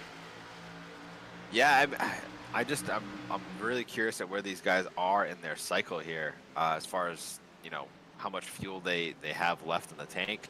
I have to think they're going to be coming soon. I know there's a lot of yellow flags there, but they got to be coming soon in the next 10 to 15 laps. And if you're Nick, you're trying to get that pass done before you come down to get your service. That way you don't have to worry about an undercut or anything like that. You just got to come and hit your marks. You don't got to worry about following someone else in, them slowing you down on getting into pit road. Just come and do your thing. So, yeah, if you're the 2 car, you're trying to get that lead before the pit cycle. As we Caution comes out. There you go. Cody Welch fans, you needed that. just to ensure that that potential strategy call by Brett doesn't work. And no, here he will go to the front of the field as Matt Crockett, we see with the Bucket Racing replay, gets turned off the front of somebody else. But I mean, still, it's gonna play into the benefit of the other drivers. I think it was Eddie Haggy just hooked him there off the exit of turn number 2, and Hunter Henry gets loose as well, trying to avoid. But yeah, I think this is going to be a huge strategy call for Brett because, yeah, he's going to be the front of the field. You make a great point here, Chris, but now he won't have a tire advantage. He ran too many laps here on that stint that now guys are going to pit here with only 40 laps to go to the finish. Brett's going to have to do 50, and we know full well 10 laps worth of tire difference is huge here in this car and at this track, such a flat circuit where tires are so crucial. Yeah, I don't think that cycled out quite the way he wanted it to. He either wanted it to, cycle very quickly, or he wanted it to go all the way without a yellow. So, yeah, that's definitely not the way I would think that he wanted it to go. But he'll cycle up front here, probably try to fight and see how long you stay. And you never know, some more yellows fly, and he can come and get some more service and have tires when others don't. So, yeah, that's a tough one. Missed the box. 85, yeah, 85 messed up the box. That's going to be That's a tough one there. That's tough. That'll be almost 2 full seconds. Missed the box twice. I was already remarking the 7 will get out first. The 2, he's just up on the jacks now. This is going to be a long wait. Cody Welch, crucial pit stop. It's going to give up, I think that's got to be upwards of 5 or 6 positions. Crucial mistake there from Cody Welch. The last thing he could afford to do was miss his pit box, and he just slid through too far. Did not get in the right spot, had to back it up, then forward again. And I was already going to remark, Nick looked perfect getting into the box. He nailed the stop, and as a result will come out actually behind Bivens. So Mark Allen Bivens jumps Nick. Lacey jumps all of them, I think, by going to 2 tires. And Welch, just that crucial mistake here, will put him back to, on this restart, 15th, not including the drivers here who pitted on that earlier pit stop. So, yeah, everybody in front of him should be able to make it to the finish except Trey Ellis. So Cody Welch legitimately on track now, going to be in 14th position. This is absolutely heartbreaking, Yeah, there's not much to say on that. That was just a mistake there, and the mistake came at the wrong time. Track position is hard to get here. So now, if you're a Cody Welch fan, you want all the breeding of all the yellows and cautions to happen, because you need this 85 car to kind of pick up spots, 1 or 2 on a restart, and slowly chip away his way back up to the front. But yeah, he's going to definitely need a couple yellows to fall his way to put himself back in contention. That is a tough break. That is a tough break. Well, we say that, but to be fair, I mean, looking at the big picture, so he's currently sitting in 14th right now. His teammate, Benjamin Lacey, is the furthest up of anybody that pitted there. He's in 5th. He took 2 tires. He must have with how fast that stop was. So less tires for Lacey. He's got to go 40 laps on 2 tires less. Then you go to Bivens, Nickerson, Yancey, Hart, Wilson, Hamilton, Knock, all drivers that'll be ahead of him who pitted for 4. So realistically, he's just got to pass, 6 guys on strategy, which for Cody Welch, for how quick he's been all night, now up to 13th, not out of the equation whatsoever. So that's 6 guys. And then the guys up front, Britt, Ellis, and Haggy on that old tire strategy. Same with Guzik. I know they're going to get good track position, but if this thing can stay green, I don't think he's out of the equation whatsoever. I think Cody Welch still a very real shot tonight. He's just got to get some guys on track now, which has proven to be difficult so far. Just got to watch out. He's now in what you called earlier, the danger zone. Yeah. So just got to be careful of that and keep the nose clean. Keep it on it, and just try to make your way back through here. But yeah, it's not a long shot, but it is definitely a more difficult road to victory lane. Here we go. Guzik and Britt, your front row here. Guzik and Britt both on older tires. That alternative strategy. We'll see how much pace they have up front, how long they can hold off the guys behind. Green flag. You see the whole field here getting to a good jump. And massive start by Brett Guzik, just takes off from Britt. And already Nick Nickerson down to the bottom. 2 spots on the inside here. Maybe 3, maybe 4. Nick Nickerson flying through the field right here in the very first turn. And the rest of the guys on the new tires will try to come with him. Yeah, what Brett needs is for these guys that are on a similar strategy to him to hold up all these guys on tires as long as they can. Just buy him some time. Let the tires equalize. His car's bouncing off each other. Lacey, Yancey around. Welch hits him. Cody Welch caught in the danger zone. Another massive wreck. Hamilton upside down momentarily. Spins out, gets back on all fours. Massive wreck, catches multiple cars. Cody Welch, I think, will have front end damage. Christopher Hamilton going to have front end damage here. Yancey went for a massive spin. And just like that, I mean, that shakes up everything here. You see big damage on the front of the 51 car. Guys have quick repairs here, but now you're in the extra danger zone, which is not only are you at risk of getting in a wreck in the middle of the field, now you don't have a quick repair to make up for if you do. So here we go, back to this replay here. This was off of turn number 4 here for Terry Condis.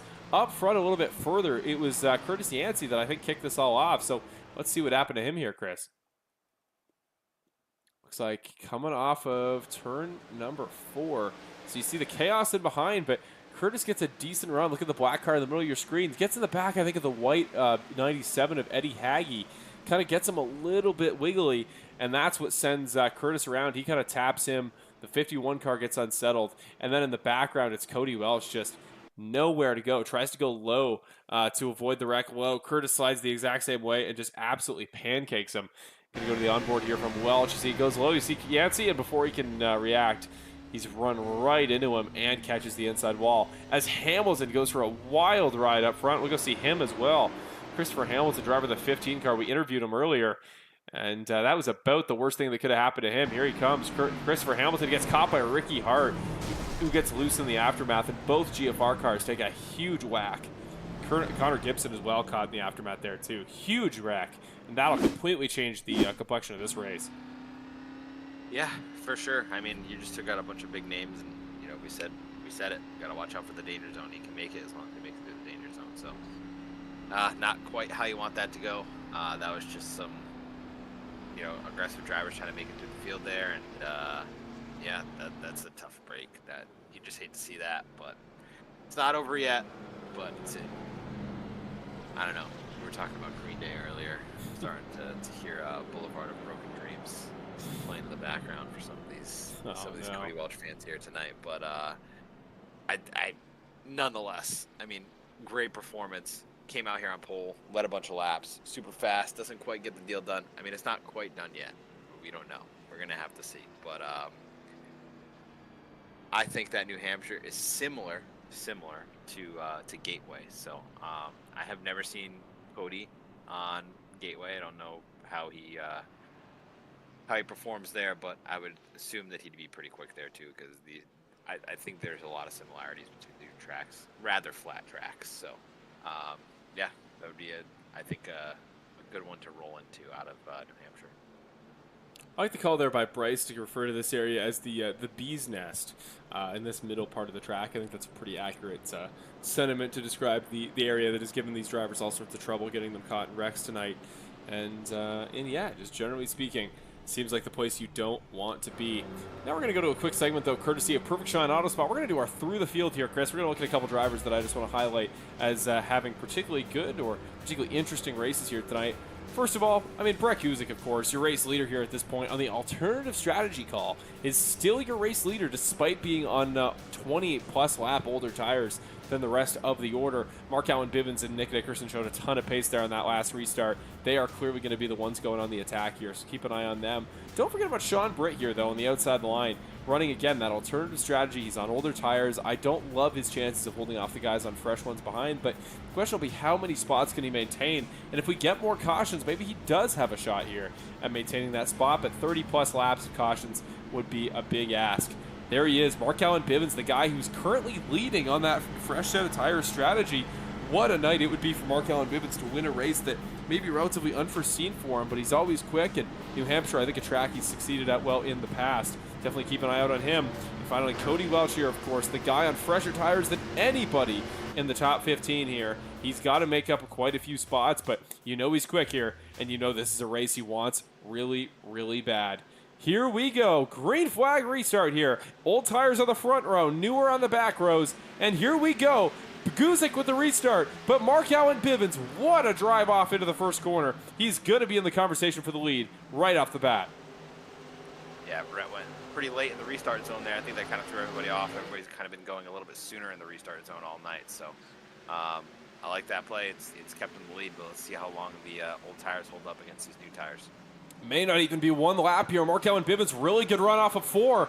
There he goes, trying to slide up. Can he take down a former champion here at New Hampshire? Good run there for Brett. Will Nick try to dive to the inside? Go take a shot here. Important to note, Cody Welch up into the top 10. Already we see the pace there from him. And now if you're Welch, you want this battle up front to continue as long as it can. But there he goes. Bivens for the lead, and Nickerson will go with him. Mark Allen Bivens, new race leader, and what a feel-good story here. What an awesome drive by the 76, and now the two-time champ going after him, trying to end this Cinderella story early. Yeah, if you're the 76 car, don't get too worried about that two-time champion in your rearview mirror. Just hit your marks and look at that nice empty windshield out front. That's all you can do. Empty windshield indeed here. You see the static cam off turn number 2. You watch the guys fly by the camera, and you'll notice that 85 car is now in camera frame, doing a really good job here staying with this front group. Now within 1.6 seconds, he's in 8th position. We'll see if that pace can manifest itself into a charge back for the win. But up front, it is Bivens and it is Nickerson. Now 30 laps to go here. I mean, if you're him, Chris, what are you doing? Are you just parking it in the apexes like I think he seems to be doing? Like, not running great laps, just get in front of Nick and try to make his life as tough as can be. Nick really moves off a 2. He's really trying to power that car by him. Yeah, that's it. Just try to park that car in front of him. Just go where he is. Just make it as difficult on him just to pass you. Just make him work for it. That's all you can do right now. Oh, just barely got it. I think they're going to try and move him out of the way for the position. So just using that to his advantage and just running a clean race. Just try to look at that windshield. Don't look in that rear view. Not a great view with that windshield right now for Cody Welch. You see live on board with him. He's got a 3-way wall right in front of him. This is the 86 and the 00 here. We're battling side by side. Remember, they're on the same tires relatively that he is, maybe just a couple laps older. So not an ideal situation here. He's really behind a wall. But the longer Bivens can keep just defending for his life on Nickerson, the more he can back the field up a little bit to the rest of the pack. And the fact that Brett Guzik is still relatively with them, even being on older tires, I think is a great indicator that the pace up here is not enough to break away from the cars in behind. And Welch just got Wilson. He's up to 7th now. Yeah, that 85 car is moving right now. He's apologizing to people as he's getting through the field. I think he knows that this is his race to lose. He doesn't want to go down without a fight, so he's certainly going to fight all the way to the end on this. It's the 2 car. He's coming. There. He's almost there. He got the quarter panel. Mark Allen Bivens quickly internet issue, but no, he is going to lose it unless he can hold the outside. Come on, Mark, fight him. Give him a run for his money here. Can he stay with the quarter panel? He can. It'll get a good run, too. This might not be over. This fight will continue. Nick just cannot clear that 76 car completely. He might now, but he's still fighting him. Still staying side by side. Mark Allen Bivens fighting tooth and nail. Nick can't get the grip on the inside. And we will continue this battle back to turn 1. 25 to go. Welch up to 5th. If you're a Cody Welch fan, you want to see this battle continue. Oh, yeah. Do not let that 2 car get that clean air because he is good as gone.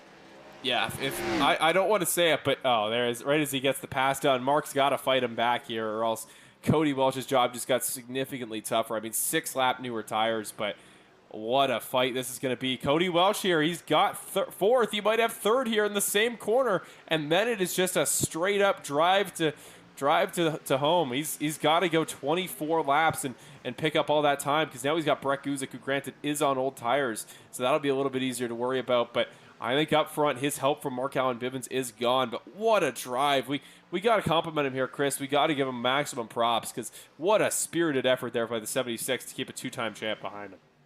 Yeah, absolutely. I mean, he's been driving his butt off all night, and kudos to him. He qualified well. He showed great speed during the race. Led laps. Defended a champion. The results that he wants will come in due time. And yeah, no, great performance out of him. As we see the 85 cars now made it up to P3. So here's the view for Cody Welch's perspective. He now sits a relatively decent way back. It's 2.2 seconds behind Nick Nickerson. Now 1.8 behind Mark Allen Bivens. And these are the laps, I think, as a racing driver here, Chris. You think about where you put your everything into it. You start putting your heart and soul into the car. And I only a few times in my racing career have I ever been in a spot where it's been as do or die as this is for Cody right now. And I would say I'm about 50-50 in these really must-win scenarios of finding a way to get it done. But when things just click, you just focus on your driving, you trust your pace, you don't think about the big picture, you just think about what you have to do as a driver. Sometimes you find a way to pull that time back out.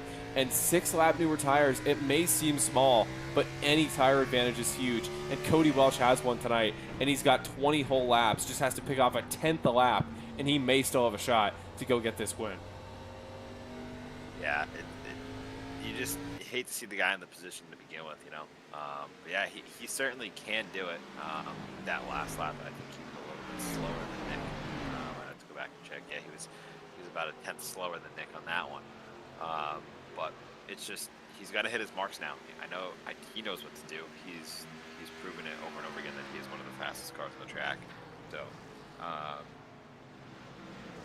yeah, I'm just gonna see what he can do.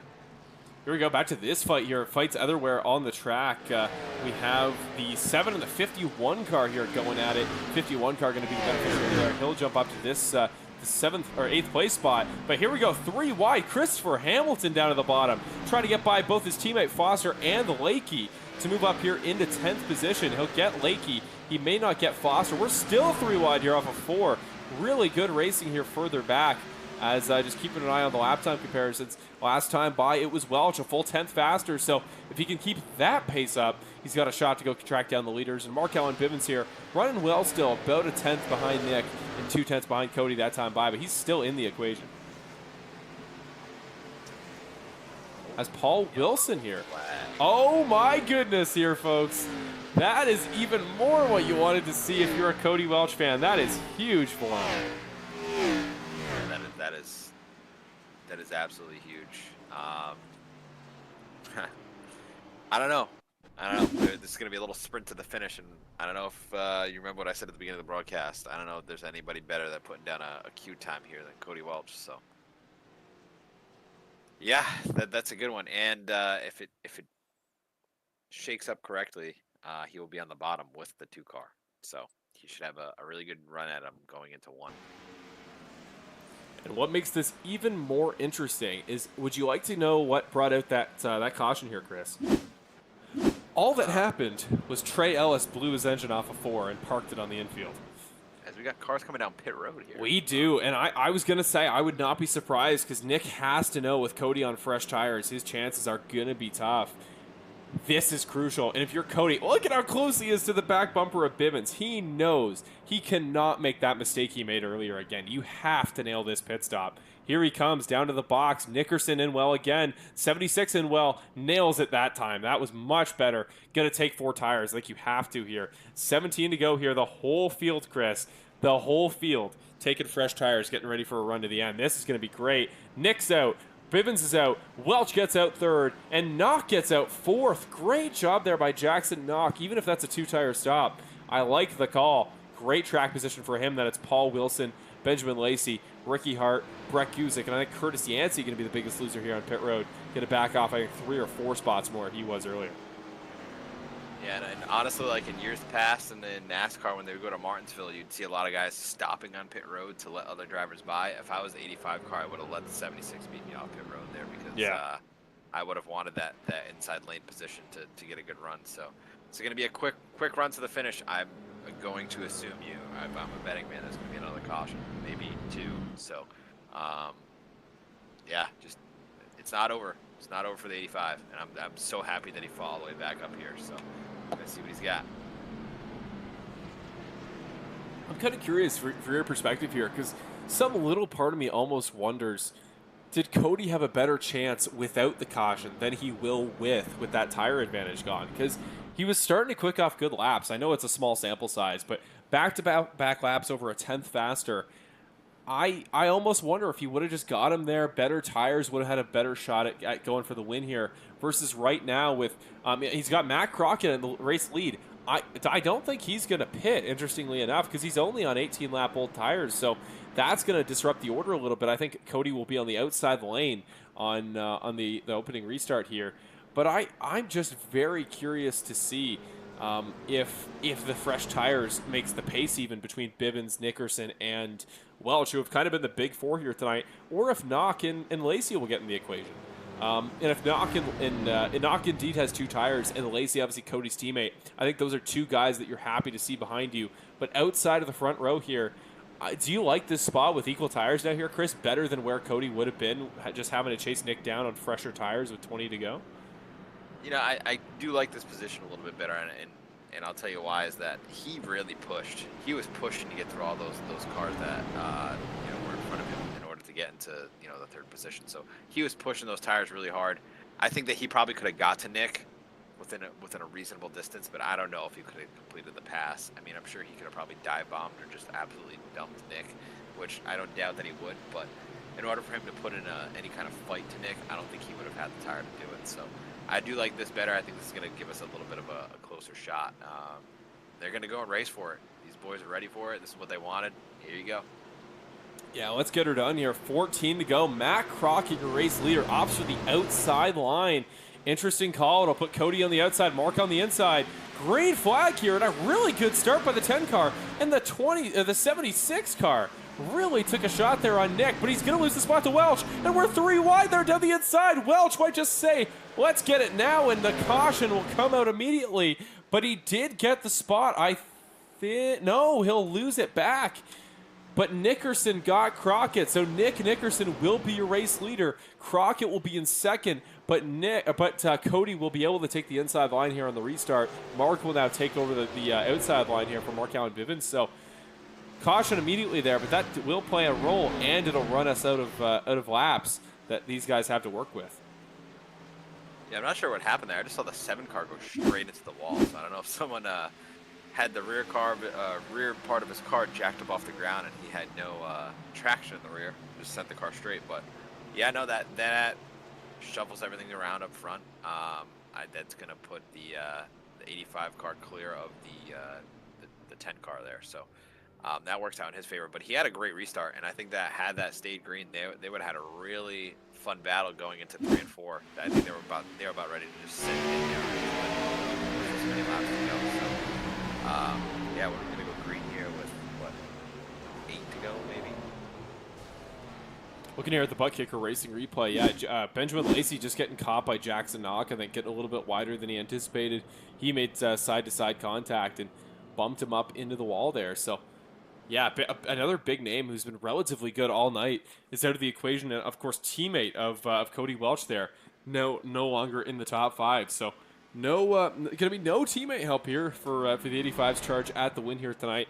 And, of course, this is, once again, his sponsored race. And I do want to mention, again, sponsor here for tonight's event, MF Racing Designs, the custom paint shop that makes the awesome Cody Welch paint schemes you've seen in this series for many years, but particularly this new current really shiny Stars and Stripes Eagle model that I think, without a doubt, one of the best schemes, if not the best scheme in the Bandit Racing League. So for a custom paint, if you were an iRacing driver yourself, whether you're in this series or otherwise, MF Racing Designs, your place to go for schemes equally as awesome as that signature 85. And the link to their Facebook to get all their services and to go see their links is in the description down below.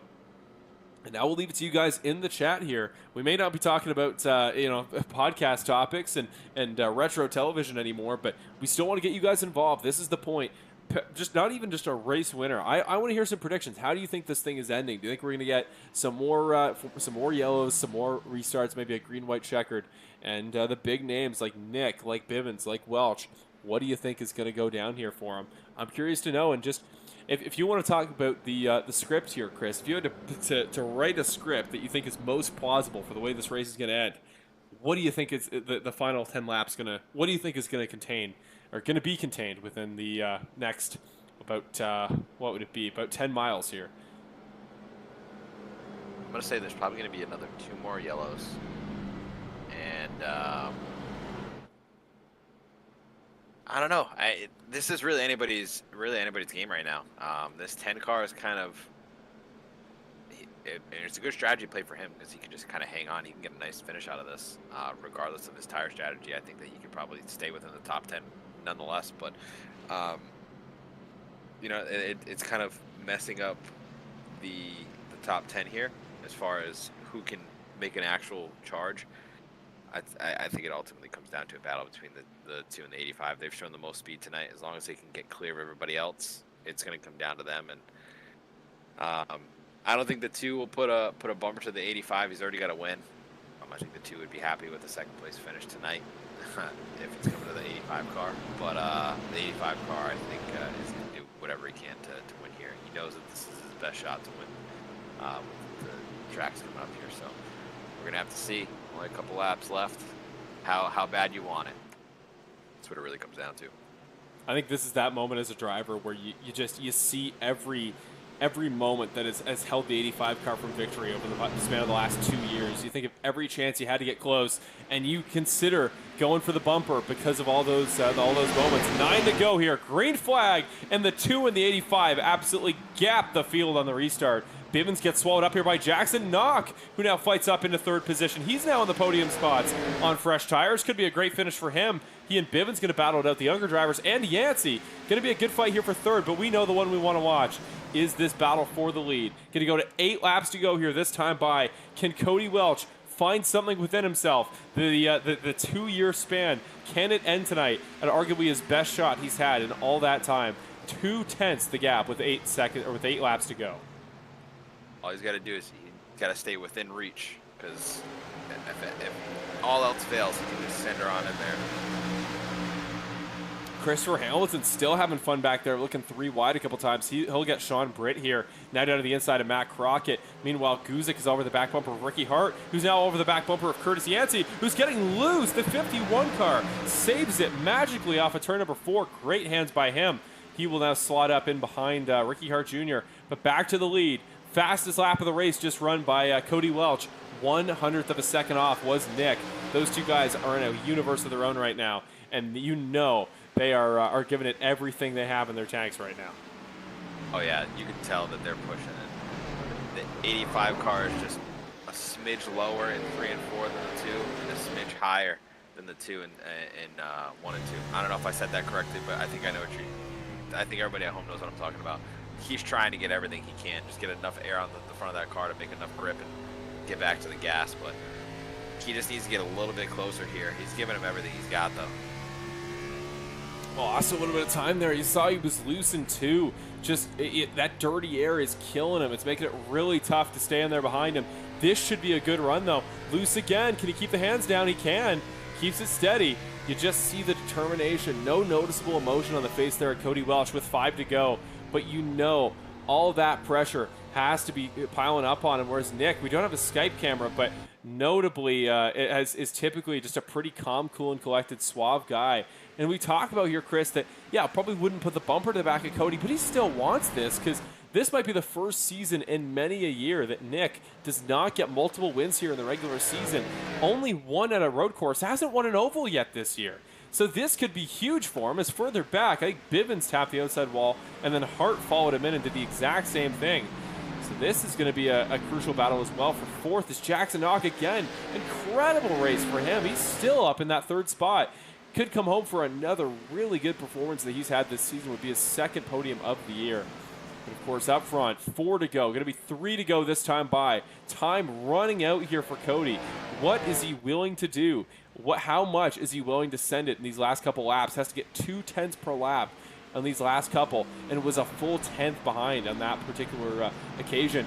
But now he's really sending it in. He was later there on the brakes, and I worry he's just getting away from what was working. He just got really far in that time, washed out a little bit wider, and tried to get back to the gas and maybe missed it out on it a little bit. Just not quite running as fast as he was, but trying to find any time whatsoever. Coming at 2 to go this time by. Yeah, he's just throwing some Hail Marys in there right now, hoping something works. And it doesn't quite look like that's going to work, but I mean, we still have to come back and get the white flag. But nonetheless, really great performances by everybody in the top 5. Everybody's had kind of a story and a scenario that they've had to battle through tonight. Yeah, just really great to see how everybody made a good performance on it tonight. But as the 2 car comes for the white flag. Yes, indeed. Here we come.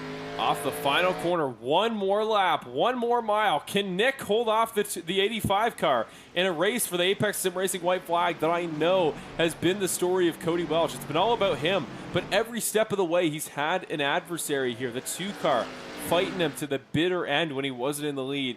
and now, as the leader, has just been unwavering, does not make mistakes, does not give the 85 car any chance. He tries to slide it in, but the 85 car will come up short. Off of turn number 4, take a bow, Nick Nickerson, one of the best races of the year. He will hold off Cody Welch and will get the first oval win of his season, second overall. And the guy that started off last week's race, wrecked in the first corner, finds himself winning the very next week, and in rather poetic fashion. I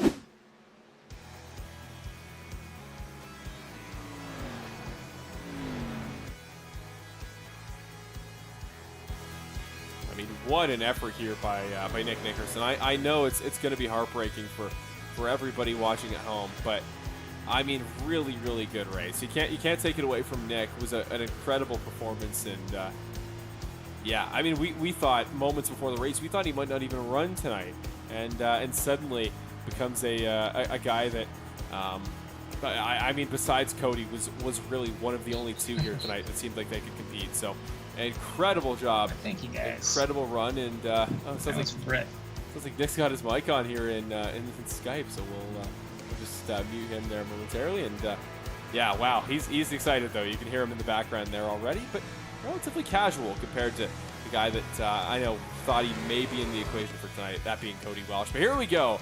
Big burnouts. There's a little spin there. That was impressive work by Nick. You know, he's mastered these burnouts over the years, and incredible job there, bringing it home as your race winner.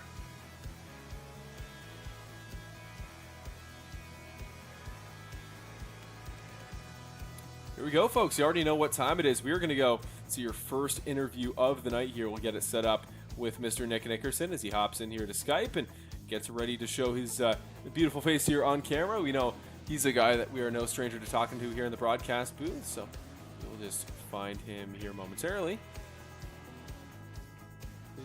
Is Skype taking a moment here to pop up? We got to make sure he's all set up and good to go.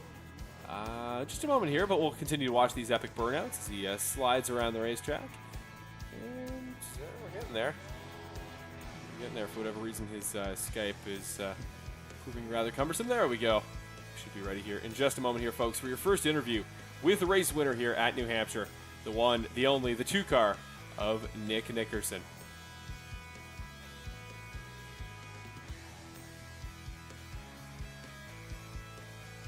Go, getting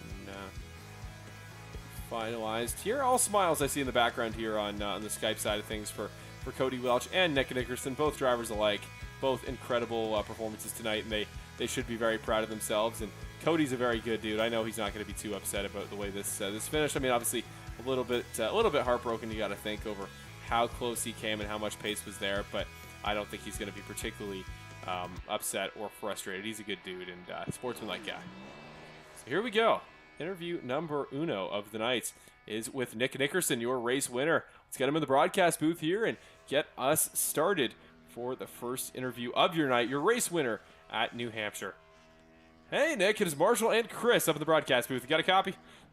How's it going, man? Oh, we are doing quite well. That was a great finish there. One for the ages, and might have been even a little bit better if you didn't magically find another gear there at the end. That last 10 laps, you just kicked it into high gear, and it had seemed like most of the race you and Cody were so even, and those last 10 laps you just found something, really broke up that gap about a tenth a lap, and you cap it off. Where was that pace that entire time, and did you just need the clean air to get it done? Yeah, it could be just that leader confidence, clean air. I expected Cody to catch me. I don't know if he would be able to pass me. It was really tough to pass, but I know I thought he was going to catch me because the whole race he was faster on fresh tires, and I was getting him on the end of the runs. And I think he was saying that when you're chasing the rabbit, sometimes you're putting a little too much on the rear tires, and he probably just kind of overcooked him and lost the opportunity. I was telling him, like, man, if he didn't mess up on pit road that last pit stop, then that was totally his race. But so close. But I'll take another one. Well, taking another one, but it is important to mention, Nick. I don't mean to call you out for it. Yeah. This is the first oval win of the season for that two car. It took you 11 races, which I in your mind, does that more speak to the parity we've had this season, or is that just a bizarre run of not bad form, but you just maybe haven't felt totally comfortable to start off season 11 in a new car? I would say I feel pretty comfortable. It's just it's very it's kind of tough to win these races just because you can't run away with them really anywhere. Whether it be even if it was a full green flag run, maybe at a track like this because it's a lot less aero dependent, but a lot of the tracks we're running, it's just you can't run away. It's almost like a lot of pack racing going on. So really all you got to do is put yourself in the front at the end of the race and hopefully that you can make the move to win the race. And took 11 tries to finally get one to work. But at least, I've been finishing pretty decent. I think I kind of got messed up there at Bristol. I wrecked out there, I think, on my own towards the end. But yeah, overall, it's been a good season, just not as many wins as I was like. But at the same time, like, I don't know, the wins are fun, but I kind of like to see other people have success here too. So it's been kind of fun to kind of like help out and kind of push some of my other buddies here in the league and see them successful. Like Bivens, I don't know who's driving for him tonight, but he was he was hot on my behind the whole freaking race or the whole like last stint there. I was actually kind of slightly worried, so I don't know what he figured out these past few weeks, but good for him. That was pretty amazing to see. I actually had quite a hard time getting around him. If I wasn't just a little bit more hooked up on the inside than him, then I probably wouldn't have been able to get around him. But all in all, man, it was a good race. I was even going to throw to that because you had a good fight with Cody obviously through most of the entire event, but yeah, that fight with Bivens, he was giving it to you on the high side, was giving you no room. So I'll even make it a fun question here. If you had to go in an even situation, Cody or Marker in front of you tonight, who'd you rather be behind? Because they were both giving you trouble defensively. Yeah, I probably want to be behind Cody the most because Bivens, I know he's got that bloodthirst for his first non-super speedway win. And I can tell that he really wanted to keep me behind him. Like he wasn't giving me any room, and I had to force the room in one of the corners to finally make the pass. But I don't know, they're both they're both hungry for their first win, and I don't want to give it to anybody, so you'll have to earn it between me, Brett, and whoever else is running pretty good right now. But yeah, man, it was just an awesome race in general. I had a lot of fun the whole 125 laps. Well, Nick, I can certainly speak for the viewers watching at home, and I'm pretty sure we can all guarantee here that nobody wanted to see Cody win. So thank you for making sure that that unfortunate turn of events did not come to pass. But no, again, as always, extremely hard-earned win, and to be in the battle for the lead all the way throughout it, and to obviously, yeah, you mentioned the mistake there from Cody, but you had to be in that position to capitalize, and you were in a crazy race. So all the credit in the world. Second win of the year, you become the third multi-win driver this year, alongside Ashley, who obviously isn't running full time, and Brett, who is obviously always one of your championship contenders, another former champion. So I'll throw it to you. You know what to do here in this point in the interview. If you got any final thoughts here going into the playoffs, in case we don't talk to you in the next 2 weeks, which is unlikely, or if you got any friends and family you want to shout out, or any sponsors, you know what to do here. Yeah, man. I guess first off, the good old sponsors. Big Red Propane, Clutch Automotive, XL Auto Parts, VIP Glass, Sueno Diazzo, Perfect China Auto Spa, Advanced Auto Parts. They're all back in GFR here and doing pretty dang good this season. Definitely got to thank Bill and all the admins and everybody that participates in this league. It's one of the best leagues. It's so much fun. I mean, my like today, man, I was probably going a little faster than I should have trying to get home to make this race on time because I do not want to miss this. This is a highlight of my week. So it's a good group of guys, and Marshall and Chris with you today. Yeah, we got Chris up here. Yeah, gotta appreciate you guys for doing the broadcast. As always, you guys do such an awesome job, and it's so much fun to watch these whenever I get downtime the following week. Unless I do terrible, then I ignore it. But I'm just kidding. Oh, beautiful. It's always fun to watch. I look forward to your extra view this week, Nick, because this was a great race from you. So thank you very kindly for all your efforts. And yeah, I'm sure this will not by any means be the last time we talk to you, but obviously playoffs coming up. So get loaded up, and those interviews will obviously mean even more there once we get to playoff time. Yeah, man. Yeah, I'm start gearing up now. It's season coming to an end. Yes, sir. Awesome. Again, congratulations, Nick. New Hampshire. It's got to feel good. Have a good one, man. Hey, appreciate it, man. Take care. There we go. Great finish there from Nick Nickerson. That's what you like to see here. I mean, obviously, there's no secret that he is, has been for a long time, one of the series elites. I'd say, Chris, there's got to be a really good argument that he is the Bandit GOAT of sorts, the most successful driver we've had in this series all time. Obviously, one of two-time champions alongside his teammate. I would be amazed if he doesn't have the all-time Bandit wins record. I can't confirm that, but man, it would be a surprise if otherwise. So yeah, just incredible job, great to see, and yeah, his success tonight was hard earned, and I know it may not be Cody as many were hoping, but it was a great win nonetheless. Here we go. Speaking of Cody, second interview of the night. That's the wrong graphic. Here we go. Second interview here for your runner-up, the man himself, man of the hour, Mr. Cody Welch, and that is not Cody, that is Nick. And here we go. Time for your second interview here with Cody Welch, the Flushing, Michigan native, and the fan favorite in that win. Yeah, I second Bryce's comments in the chat. It is most certainly coming. But here we go. First interview with Cody of the night. Hey, Cody, it is Marshall and Chris up in the broadcast booth. You got a copy? I got you, sir. Oh, Cody, man, it was another incredible fight from the 85 car tonight. Sponsored race tonight. You always love to fight hard in these ones. I had the car on the thumbnail, and I would argue it was without a doubt the fastest car on flat-out pace tonight. You get the pole in qualifying. You show so much pace there at the start, and with that one pit stop, things suddenly got a little bit more out of control. Just talk us through that moment here and how much certainty you had that you could fight back, because you definitely did get back in the equation. Yeah, I mean, unfortunately, that's what ended up costing me the race, I think, is getting behind Nick on that pit stop. So, yeah, that kind of set me back a little bit. But even then, I wasn't worried. I don't know what it is about this track. I just have raw speed, and it just suits my driving style real well, as you can tell. But I don't know at the end, man. I don't know what Nick was doing different on that after that last restart, but I could not catch him. I don't know if I was pushing a little too hard and burning my stuff up too quick or what, but it's like he grabbed a whole nother gear that I hadn't seen the whole night. And I'm like, man, are you kidding me? I'm going to lose to Nick again. This is my race, my track. If I was going to win anywhere, it'd be here. But, kudos to him. Good racing. It's all good. I'll just keep doing what I always do, keep fighting for him. So.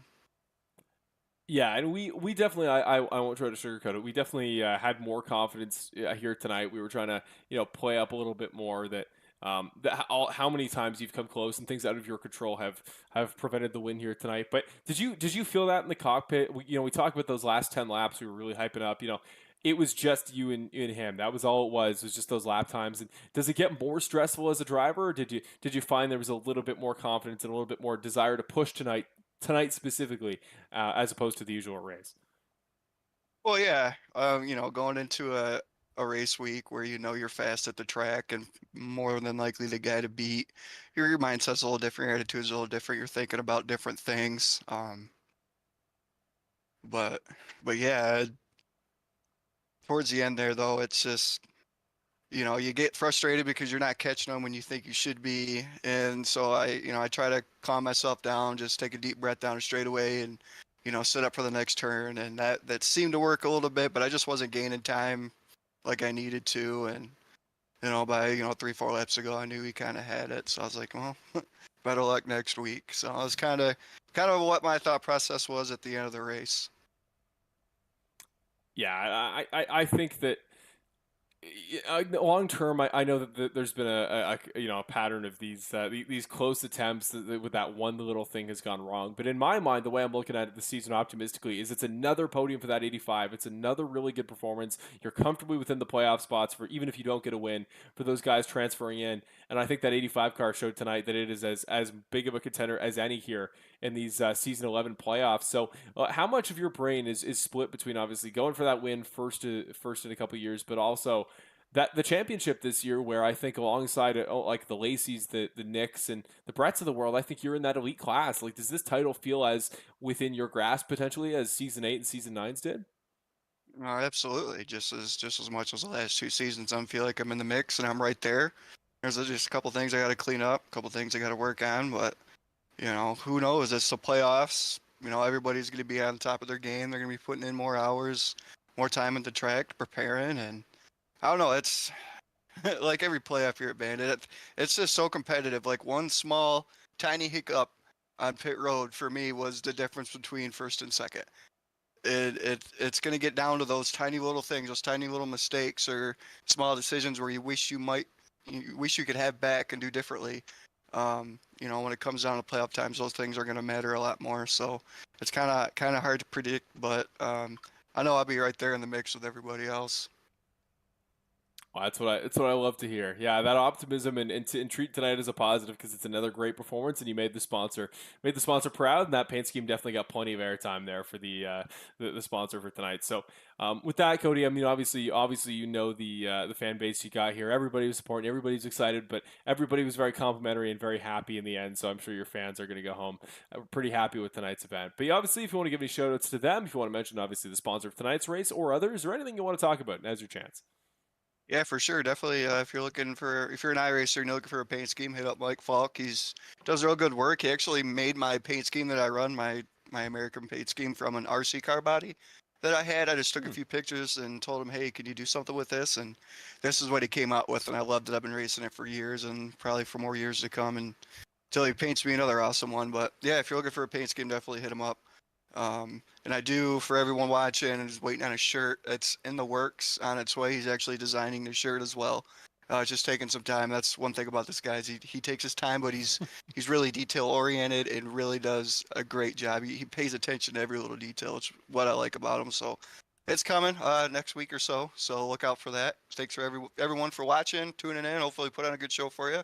Thanks to everyone in the broadcast on your side doing things you do.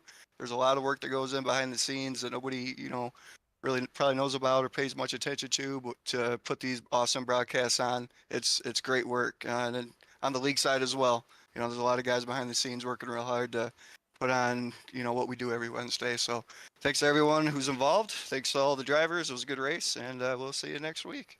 Yeah, same to you, Cody. Thank you. And whenever those T-shirts come out, my roommate, I think, will be an early pre-order. He's definitely a Cody Welch fan in the background. That doesn't get talked about enough, but he's a big fan, and there's plenty others out there. So awesome, Cody. Great job tonight. Be happy with that second place, and can't wait for that shirt to come out.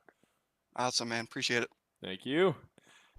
And there we go. Cody Welch. It wasn't the finishing spot, obviously, he was looking for, but it was about as close as he can get. It was an extremely impressive drive with that one mistake, even in the equation. And now, on to another good story. Final interview of the night. A driver who put on a great performance here late gets a second podium of the season. Welcome back to the broadcast booth, Jackson Knock. Third place finisher tonight here at New Hampshire. An incredible drive by the Milwaukee, Wisconsin native. We'll pull him up here in the broadcast booth. Hey, Jackson. It is Marshall and Chris up in the broadcast booth. You got a copy, my man? Yeah, I do. Amazing. Welcome back to the broadcast booth, Jackson. It has been a run of form for that 00 car, like podium at New Hampshire.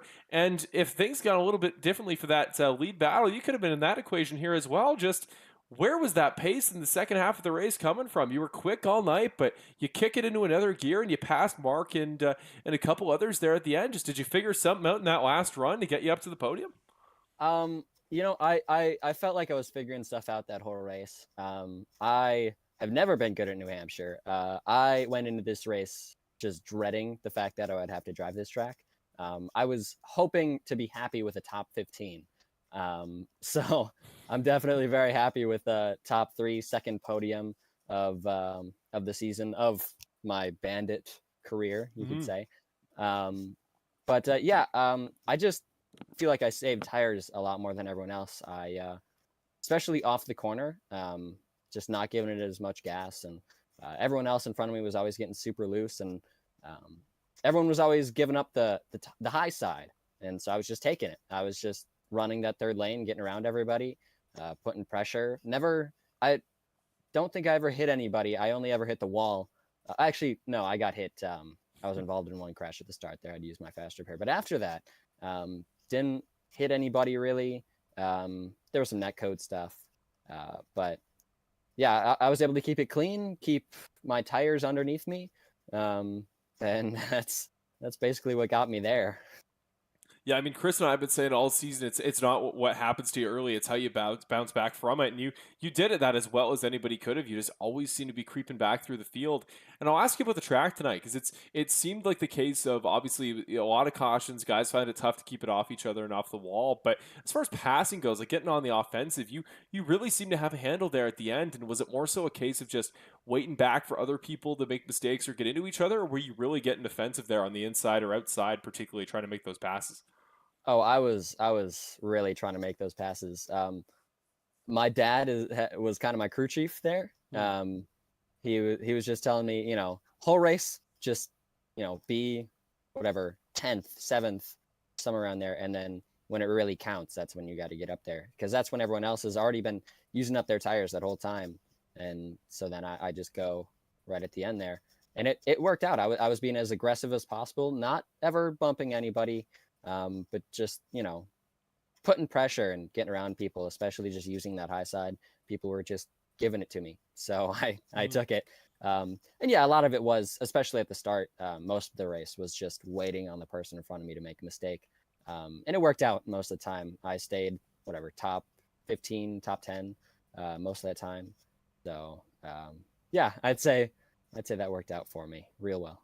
Yeah, I'd say it certainly did here. Great performance overall. And you made the comment there in the YouTube chat about how, yeah, you're going to need more fans here watching at home if you're going to keep finishing P3. And I'll leave it to you. Obviously, you're more than welcome to link this to whatever friends and family you want. And clearly, if these results keep up, a lot of them will be in for a good show. But I'm curious here, from your perspective, kind of talk about yourself maybe a little bit as a driver. And like, if you had to make a pitch to somebody random watching at home, the same way my roommate's a Cody Welch fan and my dad's a Brandon Jackson fan, where do your allegiances lie? How would you describe yourself to people watching at home to get invested in that 00? All right. This is how I like to try to hold my standards or whatever, but I try my best to stay clean, don't get in fights, don't have any beef with anybody, kind of like the Ryan Blaney of Bandit. That's how I'd like to see myself. But yeah, no, I just try to stay the nice guy, and most of the time it works out, because no one has any beef with me, so no one bumps me, no one does anything. I'm more worried about not wrecking the other people than I am about passing the people. So that's how I try to be. I love that. I as a Ryan Blaney fan myself, I personally will relate to that. And a Canadian, politeness and passiveness is what we do. So I love that. I love the description. There you go. So we'll keep an eye on the 00 even more, and always with us, as guys get more and more great finishes, more and more podiums, it gets easier and easier to keep an eye out there for you. So this win will mean a lot, and I hope it means a lot to the fans watching at home, but to yourself as well. And for the second time this year, friends, family, sponsors you want to mention, anything you want to give a shout out to, now's your chance. Yeah, my dad, of course, my grandpa, and my grandma. If they're watching the shop, Ryan Farrell's shop that I go to help work on Ryan Farrell's super late model, for a little bit of Midwest ASA and Midwest Tour he runs. Yeah, he's been helping me out with I don't know, getting to be in the real life racing industry a lot more, networking, I guess. But yeah, just trying to meet everyone there. And then also my sponsor, OxyClean, which I told you about at the dirt race. But now you can see that paint scheme up front. Indeed. That OxyClean paint scheme. Yeah, I'm sorry. I'm just very happy right now. All good. Yeah, I'd say that's about what I got. And also, you being from Canada, I'm from Wisconsin, so it's almost there. Yeah, Canada's America, or America's Canada, Yeah, pretty much. That's just the same way Toronto is Canada's America, and which is where I'm living right now. So there you go. There's kind of a beautiful poetry to that. But no, love that, Jackson. Amazing to have you back here. Love seeing new faces get better and better in this series. And I assume we're doing it again this year. But if we are, most improved driver candidate, that 00 has got to be up there in the equation. So there you go. Amazing job as always, Jackson. Thank you for your kind words and for a great interview. And yeah, I'm sure at this point I'm more confident than ever we'll talk to you another time in the future. Hopefully, yes. Awesome. Thank you. There we are. Congratulations to Mr. Jackson Knock, third place finisher on the podium here at New Hampshire. So, Chris, that'll draw us to a close here for the actual racing action tonight. Cody comes up just short of the race win, but finishes second behind Nick, who had an incredible performance, and Jackson Knock, who gets his second podium here of the season. I'll leave it to you here, Chris. You were right about the cautions. You're right that it was a pretty caution-filled race, but it was also an entertaining one, and I think that finish and those storylines, I think, were worth the price of admission. Yeah, that's exactly it, right? I mean, obviously not the outcome that most of the people tuning in tonight wanted. Kudos to Nick getting his first open win of the season. He had one heck of a challenge to get to that win. I will say that. The 85 car gave him everything that he could. Cody is getting ever so closer to getting that first victory in 2 years now. So I know it's right around the corner for him. And I mean, as far as the Bandit Racing League goes, and what we have to look forward to, I mean, the next two races are going to be super exciting. I really like the racetracks that we're going to. If we had an exciting finish at New Hampshire Motor Speedway, I can only imagine what we're going to have at Gateway and Auto Club. So I'm really looking forward to the next couple of weeks and for the rest of the season. A lot of excitement in store. There's people that are fighting for playoff spots. There are people fighting for their first wins. There's people fighting for their first wins in a while. Yeah. There's people that want to win. So there's a lot of excitement going on. A lot of hungry drivers in this league right now, and some great racetracks coming up. So really excited for what's in store. As far as my end of things here, I'm gonna do my typical shameless plug. If you're not following us on Facebook, Bandit Racing League on Facebook, or on Instagram, Bandit Racing League on Instagram, please give us a follow. Please check us out on the social medias there. That's where we try to keep everything updated. I've been slacking on that a little bit. I will say that myself, but we'll get back to it here as things become a little bit more orderly. So would appreciate if you guys check us out on social media. But yeah, Marshall, thanks for having me. I know it's been a rough little while here with how we've been setting up these broadcasts, but yeah, it's good to be back, and I'm ready to have a nice little consistent run here up in the booth. So let's have some fun with it, and I'm excited that we get to see these exciting races together. So thank you again. Yeah, as am I. Thanks is all mine, as always, here, Chris. You do an amazing job, and without you, it just didn't feel right last week. And yeah, if we're really going to get back on the right track as far as Broadcast Weekly, this is the dynamic, is the partnership we need once again. So we thank you, as always, for your hard work here for the series. And here's where we go to the final part. We have to talk about our race sponsors here, all of our series partners, and we are going to try to cap it off roads if we could here, folks, because it's late. We don't want to keep you folks up too late, or at least later than is necessary. So here we go. Obviously, iRacing, the sim that we put this all on for the Bandit Racing League. We want to thank them as usual. Apex Sim Racing, your place to go for all things Premier Sim Racing accessories, pedals, pedal decks, wheels, button boxes, anything you can think of. Premier Racing products to get yourself involved in sim racing. Go down and use our code in the link below to go check out Apex Sim Racing, as well as Perfect Shine Auto Spa, one of our other title partners of the series. Thank you to Perfect Shine Auto Spa on behalf of GFR Racing in the Texas area. Track Cams and Gourmets is your custom track camera provider for all things iRacing, whether it be broadcast or personal use. Just make sure you get a license for broadcast use. The link to their website is in the description down below for the awesome track camera package we use here every week. EvanWallmedia.com, he's the maker of many of our custom graphics for this series and does a variety of cool projects over on his own personal channel for his own documentary series and things of that nature. So go check him out and go check out his stuff. EvanWallmedia.com. Give him a thanks, and providing all of our graphics for this series. I want to thank Butt Kicker as well, premier bass boosting speaker accessories that provide a bit of an additional layer to your sim racing setup. Provide some basses in the back of your seat or underneath it, or just a variety of spots under your pedals to really add some cool products to add another layer of depth into your sim. And that will bring us to Moza Racing, another awesome partner of the series as far as the sim racing accessory side of things. Premier wheels and other accessories that are signed off upon by many drivers in the Bandit Racing League. Moza Racing, a premier place to get awesome, again, wheels, pedals, things of that nature. So go check out Moza Racing. The link in their stuff is as well in the description. And finally, Geezer Authentics, your place for Bandit Racing League custom merchandise.